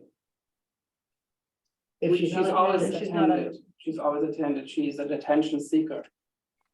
So if you leave your property with her, then she would be under voice control, Yes, but if she escapes, then she's not. she never escaped. She has no interest. Has she never escaped? She has never escaped. So she was You said- not down on the road with the Oh, other that one, dogs? yes. That one, okay. Those are the burns. yeah. And she's not been loose, was it 2000 with the other dogs down on Bennett Street? There were 3 loose dogs. There were two times listed here that there were 3 Bennett dogs. Street. No, that was the mother. That's quite a haul. That's a long way, but it's here. Yeah, And then they were returned to you. yeah, that was not her. Ancient County Way, that was 2. All right, anyway, we're Yeah, just, she doesn't like to escape. She doesn't want to but she has. roam in the woods. No, only in that one occasion. Okay, any other questions or comments from And then Chief? Okay, Attorney Corbo? Do you have any other questions or? Yes. Yes, No, I'm sorry. I have no further questions. okay, so do you feel it's reasonable for us to go ahead and close the evidentiary part at this point? Yes, I do. Okay, may I have a motion to close the evidentiary portion? So moved. Second. Well, that was a quick one. Okay, moved by Kathy Bellata and seconded by Whoever you like. I never say anything. John All Round. right. Okay, roll call vote. John Round, Yes. Brian Solacey, Yes. Kathy Bellata, Yes. Ann Harrison, Yeah. and Becky Jake says yes as well. So all comment is done, and now it's just for the board to deliberate. I have listed the 4 recommendations that we've had. But I'd like to go around and hear what board members feel at this point. So, Madam Chair, Yes, I'm sorry to interrupt, but thank you. procedurally, before the board starts to talk about what the options are, I would suggest that the board make a decision and it finds that these dogs are nuisance dogs or dangerous dogs, or neither. Thank you. And I believe that what was brought before us was that the two male dogs as were listed as possibly dangerous dogs and that Luna was a nuisance dog.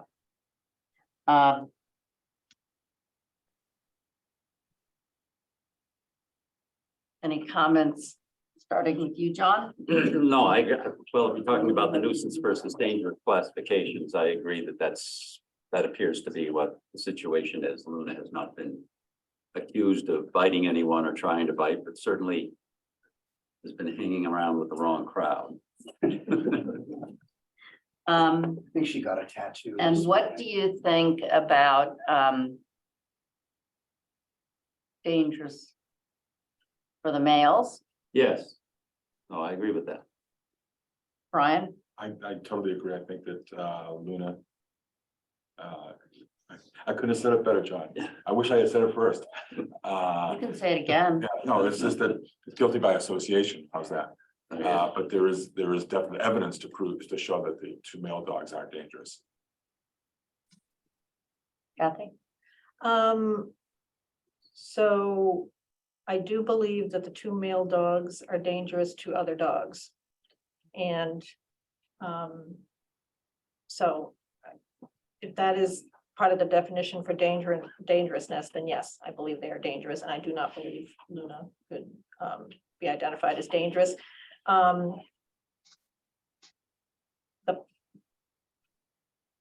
When the owner of the dogs says that he will not walk them together because they are aggressive, that does it for me right there. So that's the reasoning. And somebody asked earlier, have you ever been in this position? I have actually been on both sides of this coin. When I was walking my baby toddler, I was attacked by a neighbor's dog when I lived somewhere else. Scratches, the whole thing, emergency room. On the other hand, I grew up with German Shepherds, and my father trained them to be protective of our store and our property. They never bit a soul because we had tight control over them physically. They were never let loose and they never escaped. So that is my background. I see both sides of this coin and the history of the escapes. It is an owner's responsibility to make sure that does not ever happen, period. I'm a little concerned about Luna because she has been hanging around with a bad crowd. And when we get to the point of discussing options, I think there need to be different options for her versus the dangerous dogs. That is my thinking right now. I concur with two males. Particularly when they're together. They are dangerous dogs. And the fact that they attack other dogs doesn't mean that they don't attack humans, because the other dogs are almost always with humans. And once you get into a dog fight, it's very hard to avoid. All evidence to that. So, I think we should consider separate treatment for them. And I too, like Kathy, have been on both ends of the dog issue. And being on the receiving end is something that never leaves you.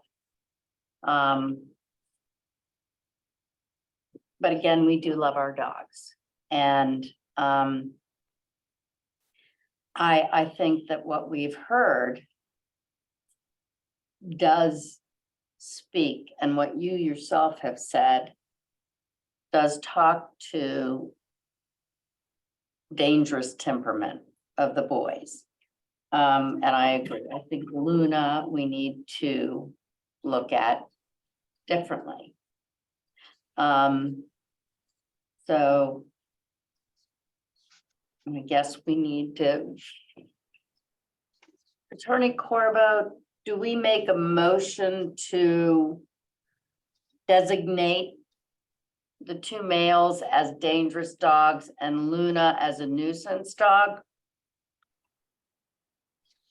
Yes, Madam Chair, based on the discussion that I'm hearing, it sounds like that's the consensus of the board.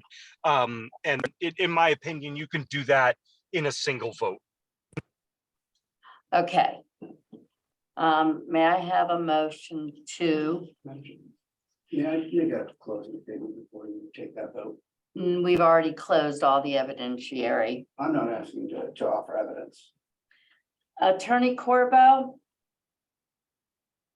That's up to your, Attorney wants to make a closing statement. that's up to your discretion, Madam Chair. You've already closed the evidentiary portion of the hearing and you're ready to take a vote, but if you feel that council has information that might be useful to you, it's within your discretion to hear that.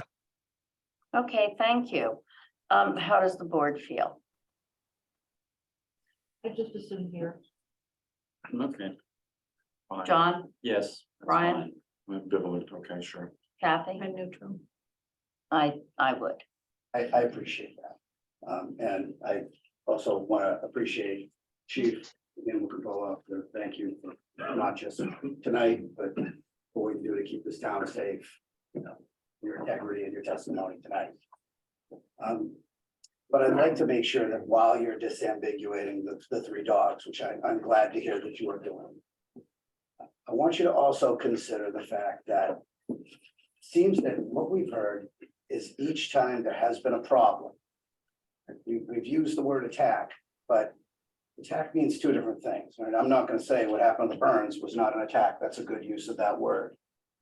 But then there were other so-called attacks where all it was barking. Somebody was scared, granted, but all of these took place.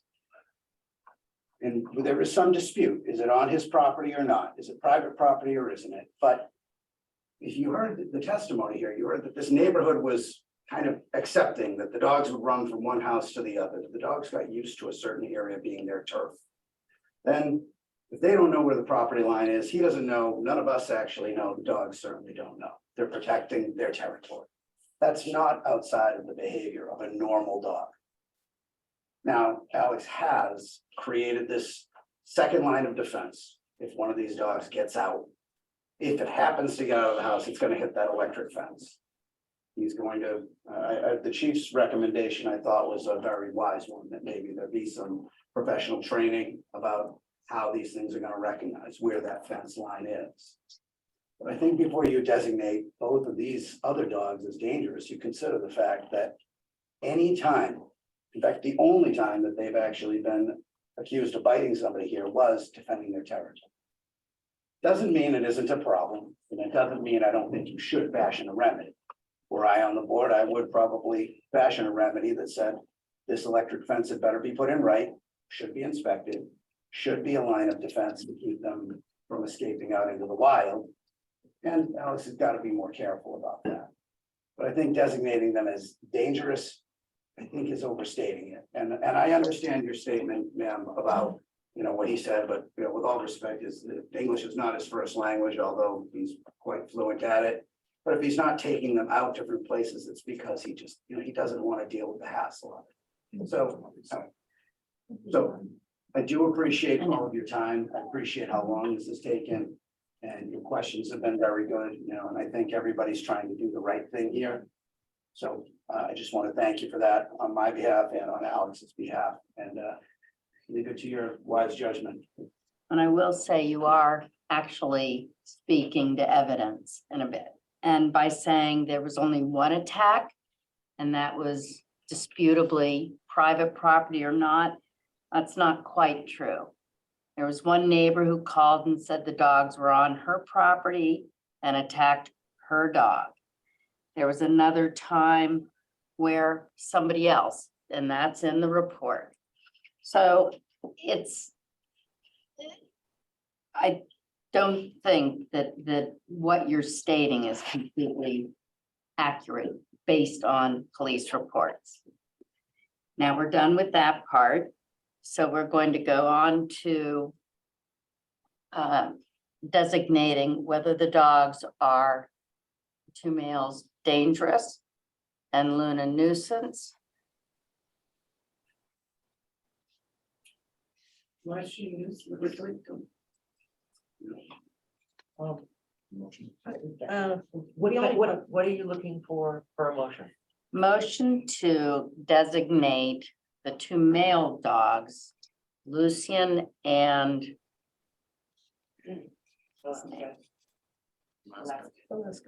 thank you, as dangerous dogs and Luna as a nuisance dog.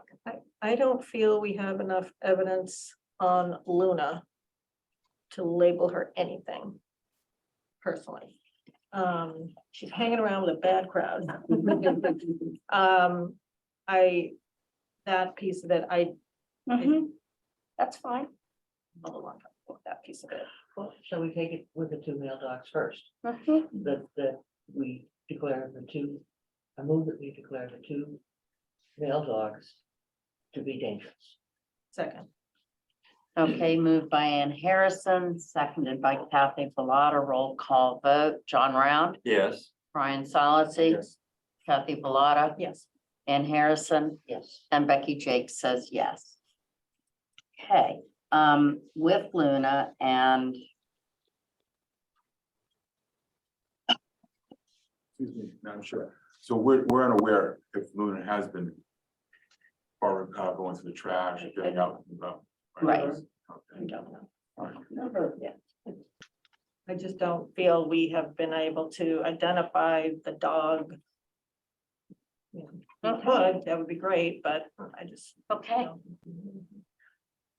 So, I move that we declare Luna to be neither dangerous nor a nuisance. I don't think we need to do anything with that then.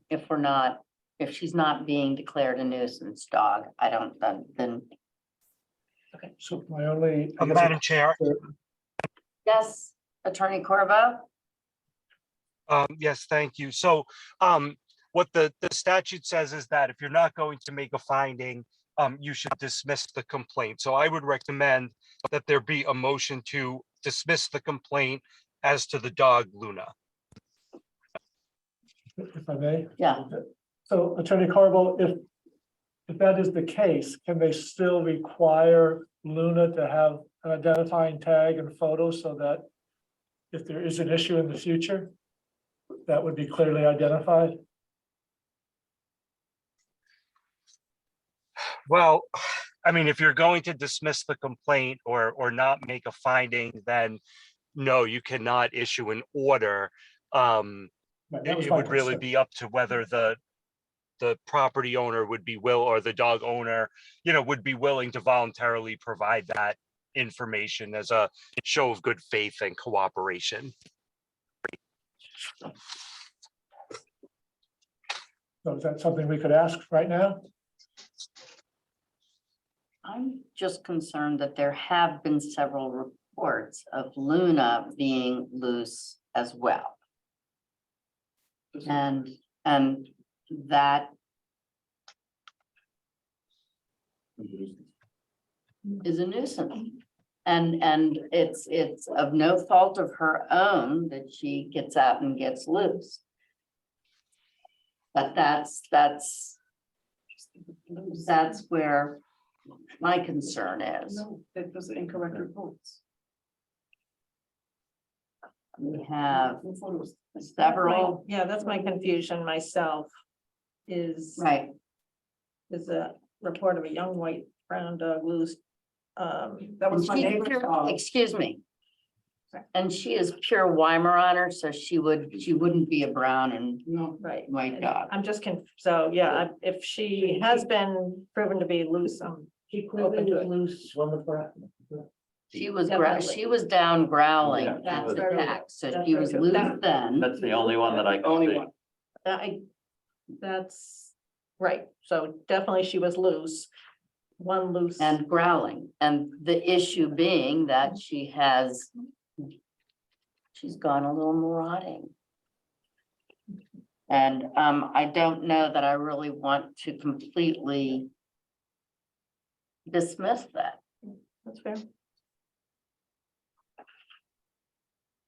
So, Madam Chair, through Yeah. you, I would want to point out that whether or not you make a finding as to Luna, if you choose to dismiss the complaint, that does not mean that Luna has carte blanche to go wherever she wants. The town has a leash law, Right. and the owner is required to keep the dog properly confined to his property. And certainly, if there were a circumstance in the future where only Luna were to escape, then that would be a violation of the town's leash law and would be grounds for reopening this hearing as to that incident. It just wouldn't constitute a violation of the order.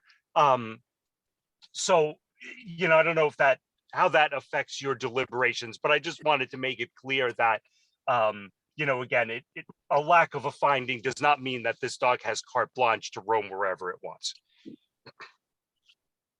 Thank you.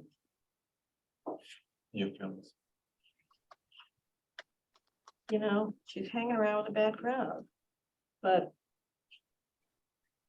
Kathy, I'm in agreement with you. I just. Yeah. I can't Yep. prove she's done anything wrong yet, other than get loose once. Yep. And when her brothers were getting in a dog fight, she wasn't happy about it. No, those other dogs won't be doing that. In other words, the bad crowd is going to be confined to the house, To the property. or the property, excuse me. Right. Yeah. So Well, I truth just, be told, if the bad dogs get out, she's gonna get out anyway, so there's a violation. And then we can revisit the whole thing. So do I have a motion to dismiss the violation against Luna? so moved. Second. Okay, moved by Kathy Bellata, seconded by Ann Harrison. John Round, Yes. Brian Solacey, Yeah, I think that's good compromise. Kathy Bellata, Yes. Ann Harrison, Yes. and Becky Jake says yes. Okay, and now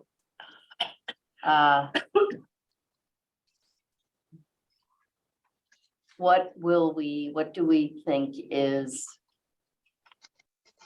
a logical approach to addressing dangerous dogs? I don't think euthanizing myself. It's not the first step you take. I'm not. prepared for No, that. it is not. I agree that it needs to be physical confinement. The electric fence is a good plan B, but it's really not enough, just one power outage and, Mhm. there were 3 postings about that on Facebook last week, I lost power. So it's just not enough for a dangerous dog. I feel it must be physical fenced in area. Yep. And when they are not in that area, that they need to be muzzled and on a short leash. I think the recommendations from Chief Fitzgerald were really solid. I also agree 100% with reviewing the installation of the electric fence, because if it's gonna be a plan B, making sure it was installed properly and is serving the purpose as it was desired. So I agree with the recommendations of the chief. I realize that it's not in the state law, but I would like to recommend professional training. Yes. For Mhm. No, I agree with that. Absolutely. Yeah. That there are dogs who have strong aggressive tendencies and agreed. will go right through it unless Mhm. they're properly taught. Even then, Even then they may, but my understanding is that the electric fence is to deal with the case where somebody comes to the door. A real estate agent, for example, who has a key or a key box, whatever, and opens the door and the dogs get out. Mhm. So it's not. Right. it is not to be for them to go out and. Right. It's a wander plan, around. plan B. It's a contingency plan, All right. right? That's how I Yeah. believed it. Right. Yes, plan A is don't open the front door. Use the back fenced in area. That is where they should be going. So the intent is that, the front yard is not for It's off limits. unattended roaming. That's just an emergency in case they escape. So if you want to let the dogs out in the front, you want a full solid fencing. Yes, it must be a physical fence that confines the animals when they're outside of the house. All right. period. But to that end, and I think I brought that up a little earlier, so you've got a professional that's training the dogs with regard to the fence. The expectation is those dogs are never gonna see that fence. I mean, not literally, Hopefully. Right. but they would never encounter it. Are they gonna remember that 2 years from The now? way a dog I don't gets know. trained to invisible fence, they have a collar I'm and aware, but as they get close, it beeps. If they go too close, then it will shock them. understood. But of course, 2 years may go by and they're never getting close to hear that Yes, sound. good point. Yep. And that's the question I've got. So Yeah. you're saying, is that even a valid contingency Right. plan? Because they Or- may or lose they their need December. And- training. Or maybe you need a professional to show up every 3 months or 6 months for a reminder. Yeah. Okay, I would rely on a professional trainer Mhm. to say, this is what you have to do to make that fence work as Plan B. But there is no plan A. In the front. Physical fence. Plan A is the Plan fence. A is the, Plan A is the front door. and the fence, And- and the, physical and the, fence. and the chain link fence. The chain link fence, I think is in the back. In the Yes. back. But if you want to let the Okay. Dog roam in the front. No dog roaming. No, no, So- No roaming at all. Okay, then I'm good. Let's just go around and confirm what we have. Humanely restrained, meaning a physical fence. If they're leaving the property, humanely tethered. And Muzzled. you mentioned muzzled. And we're talking just about the boys. Although, of course, yes, anytime Luna goes out, other than in the back, she should be either on a leash or voice command. Provide the police department and the town clerk with a picture and the information with the dogs collared. They should always be collared, chipped. Is that right? Different color collars, chip information and pictures. Okay, so different colored collars for identification purposes. And did you say, are they chipped? Yes. All three? Okay, good. So we'll get the chip information. And then for that, the fence and the invisible fence be confirmed by professionals. Is that right, chief? And animal control officer Demille, as well as professional training, the invisible fence, correct? And that periodic retraining, I don't know how, You know, I would just say, you have to defer to the professionals to say, they have to understand what the fence is gonna be used for, and that those dogs are not Right, expected to encounter that for long periods of time. You defer to them as to what they need to do, and if reminders are needed, So do we need to hear back from the professional trainers that Mr. Levinson engages, or how does that work? do we hear back, or is that something that animal control and control. chief can get? No, they would follow up for you. Okay. I think the chief also recommended that during this 6-month period, there be periodic Yes, verification of the fence. yep, The physical fence and the. be a lesson at the same time. okay.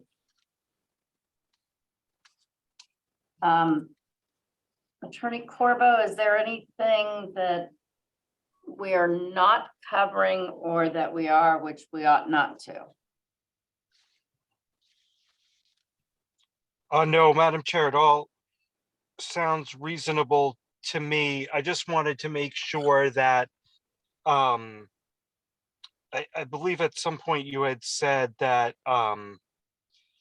if the dogs are removed from the property, they have to be muzzled and leashed, but it really should be if they are removed from the house or the chain link pen, they have to be muzzled and leashed, and that would include Right. within the front yard area. Okay. Thank you.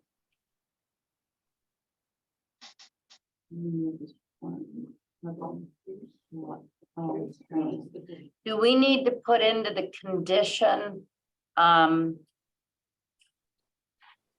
if the dogs do get loose, if any of the conditions are violated? Or is that covered under the law? I would suggest, Madam Chair, that be put in the notice letter to the owner so that they are aware of what the consequences are of not abiding by this order, but you don't necessarily have to make that part of your vote. Okay. Thank you. And we have that wording? I'll work with him on that. Okay, okay. Madam Chair, can I just say one thing? Yes, And Chief. just- Can we just confirm the time frame for the company to come out and inspect the fences? Good point. I would say, well, we're entering it, we've got the holidays. Do you have a recommendation? Let's say within 30 days. Okay. That this, say it again? That's generous. That's Very generous. How about 2 weeks? Holidays, I'm just, Holiday, Christmas, everything, New Year's. it's mid-January, it's 30 days. Mid-January, okay. So let's say January 15th. Okay. By Jan 15. Thank you, Madam Chair. Thank you, Chief. Very good point. And Okay. Madam Chair, Yes. Madam Chair, I would also suggest having a deadline to report back that the training has been completed. Thank you.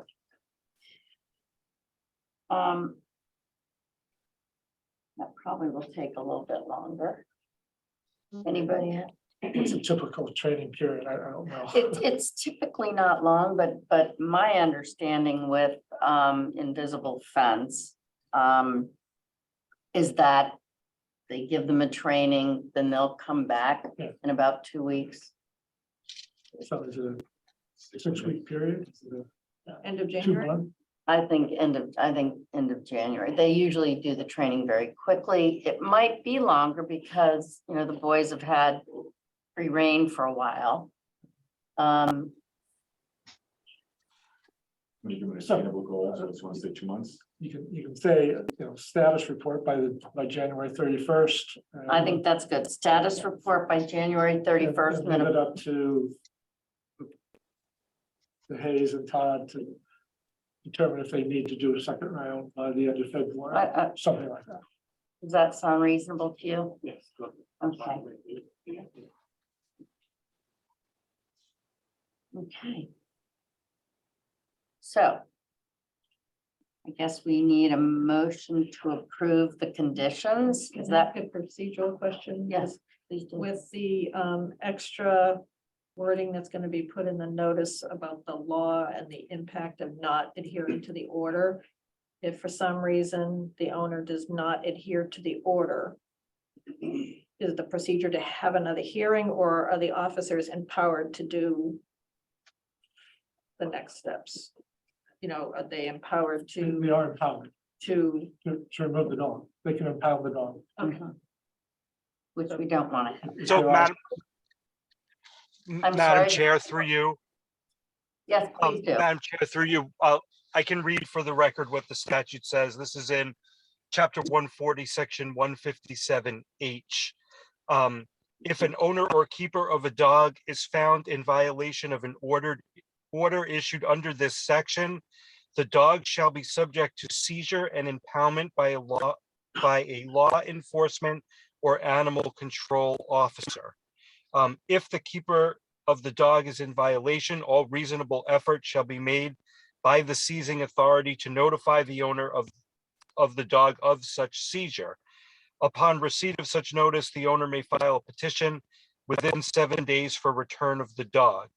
The owner or keeper shall be ordered to immediately surrender to the licensing authority the license and tags in the person's possession, if any, and the owner or keeper shall be prohibited from licensing any dog within the Commonwealth for 5 years.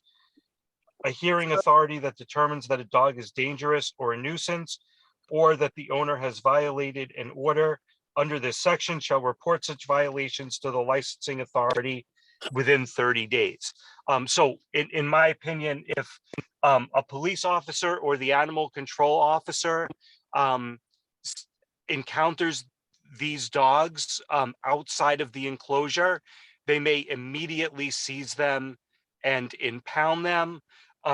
If the dogs are returned to the property before they can be seized, then we can just discuss what legal process should be followed. That if you find that there's a violation, the owner is going to be required to surrender all 3 of the dogs, and will not be allowed to own any dog for a period of 5 years. Thank you. That's kind of what I'm getting at. So a violation of this order, even though Luna is not identified as dangerous, if the other 2 dogs get loose and the officers pick them up, all 3 dogs are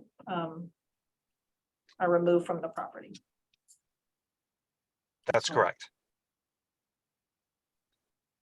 Just wanted to make that clear. And that's in addition to any fines or criminal penalties that may be imposed.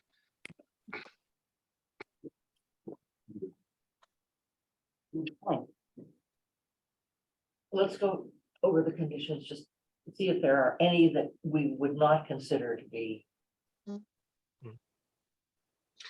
So, Madam Chair, do you mind if I sort of read this back to you with reference to the wording that's in the statute? Not at all, please do. Okay, thank you. So, from what I understand, and someone can make this as a motion if they choose, the following conditions will be imposed. 1, that the dog be humanely restrained. 2, that the dog be confined to the premises of the keeper of the dog, provided, however, that confined shall mean securely confined indoors or confined outdoors in a securely enclosed and locked pen. In this case, the chain link enclosure in the back of the house. 3, that when removed from the premises of the owner or the house or chain link fence, the dog shall be securely and humanely muzzled and restrained with a chain or other tethering device having a minimum tensile strength of 300 pounds and not exceeding 3 feet in length. 4, that the owner or keeper of the dog provide to the licensing authority or animal control officer information by which the dogs may be identified throughout their lifetime, including photographs, colored collars, and microchip identification.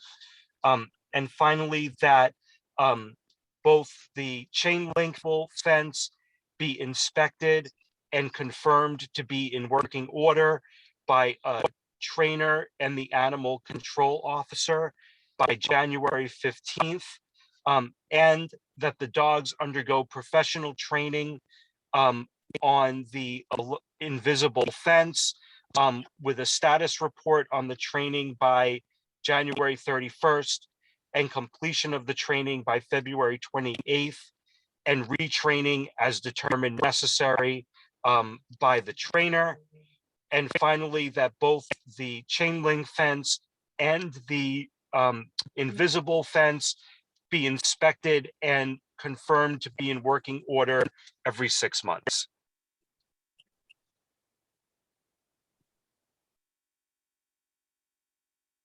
is I know that somebody's better taking vacation, he is. Luckily, we got it on tape too. Yeah. So. Do I So if have- everyone's in agreement, someone can say so moved. So moved. Okay, moved by Ann Harrison, seconded by Brian Solacey. John Round, Yes. Brian Solacey, Yes. Kathy Bellata, Ann Harrison, Yes. and Becky Jakes says yes. May I have a motion to close the hearing, the dog hearing? So moved. Second. Moved by John Round, seconded by Ann Harrison. Roll call vote, John Round. Yes. Brian Solacey, Yes. Kathy Bellata, Yes. Ann Harrison, Yes. and Becky Jakes says yes. Thank you. Westerhoff. We know this is not easy. And your dogs have had a grand time. So now let's keep them around a long time, but in the fenced in yard or in the house. I totally agree with your judgment on the dog, on the boys, but not on my girl. Well, no, your girl is not a nuisance. So, Yes, thank you. thank you. Have a good evening. Happy holidays. Yeah. Thank you. Okay, Mr. Corbo, thank you very much. Chief Fitzgerald. And Animal Control Officer, no, thank you. Thank you so much. And I hope I didn't hurt your name too much. Gumerl, thank you. Long as it's well done to check. Yeah, all righty. Exactly. Thank you. Happy holidays. Thank you very much. Right, do we have anything else? Motion to adjourn. Okay, moved by John Round, seconded by Ann Harrison. John Round, Yes. Brian Solacey, Yes. Kathy Bellata. Yes. Ann Harrison, Yes. Becky Jake says yes. Thank you, everybody, for attending. Happy holidays. And we'll see you back here January Third. Kathy wants to know if the tortoises were under voice control. If a what? If the tortoises were under voice control and. when Yeah, they what's escaped with those twice, tortoises? you know?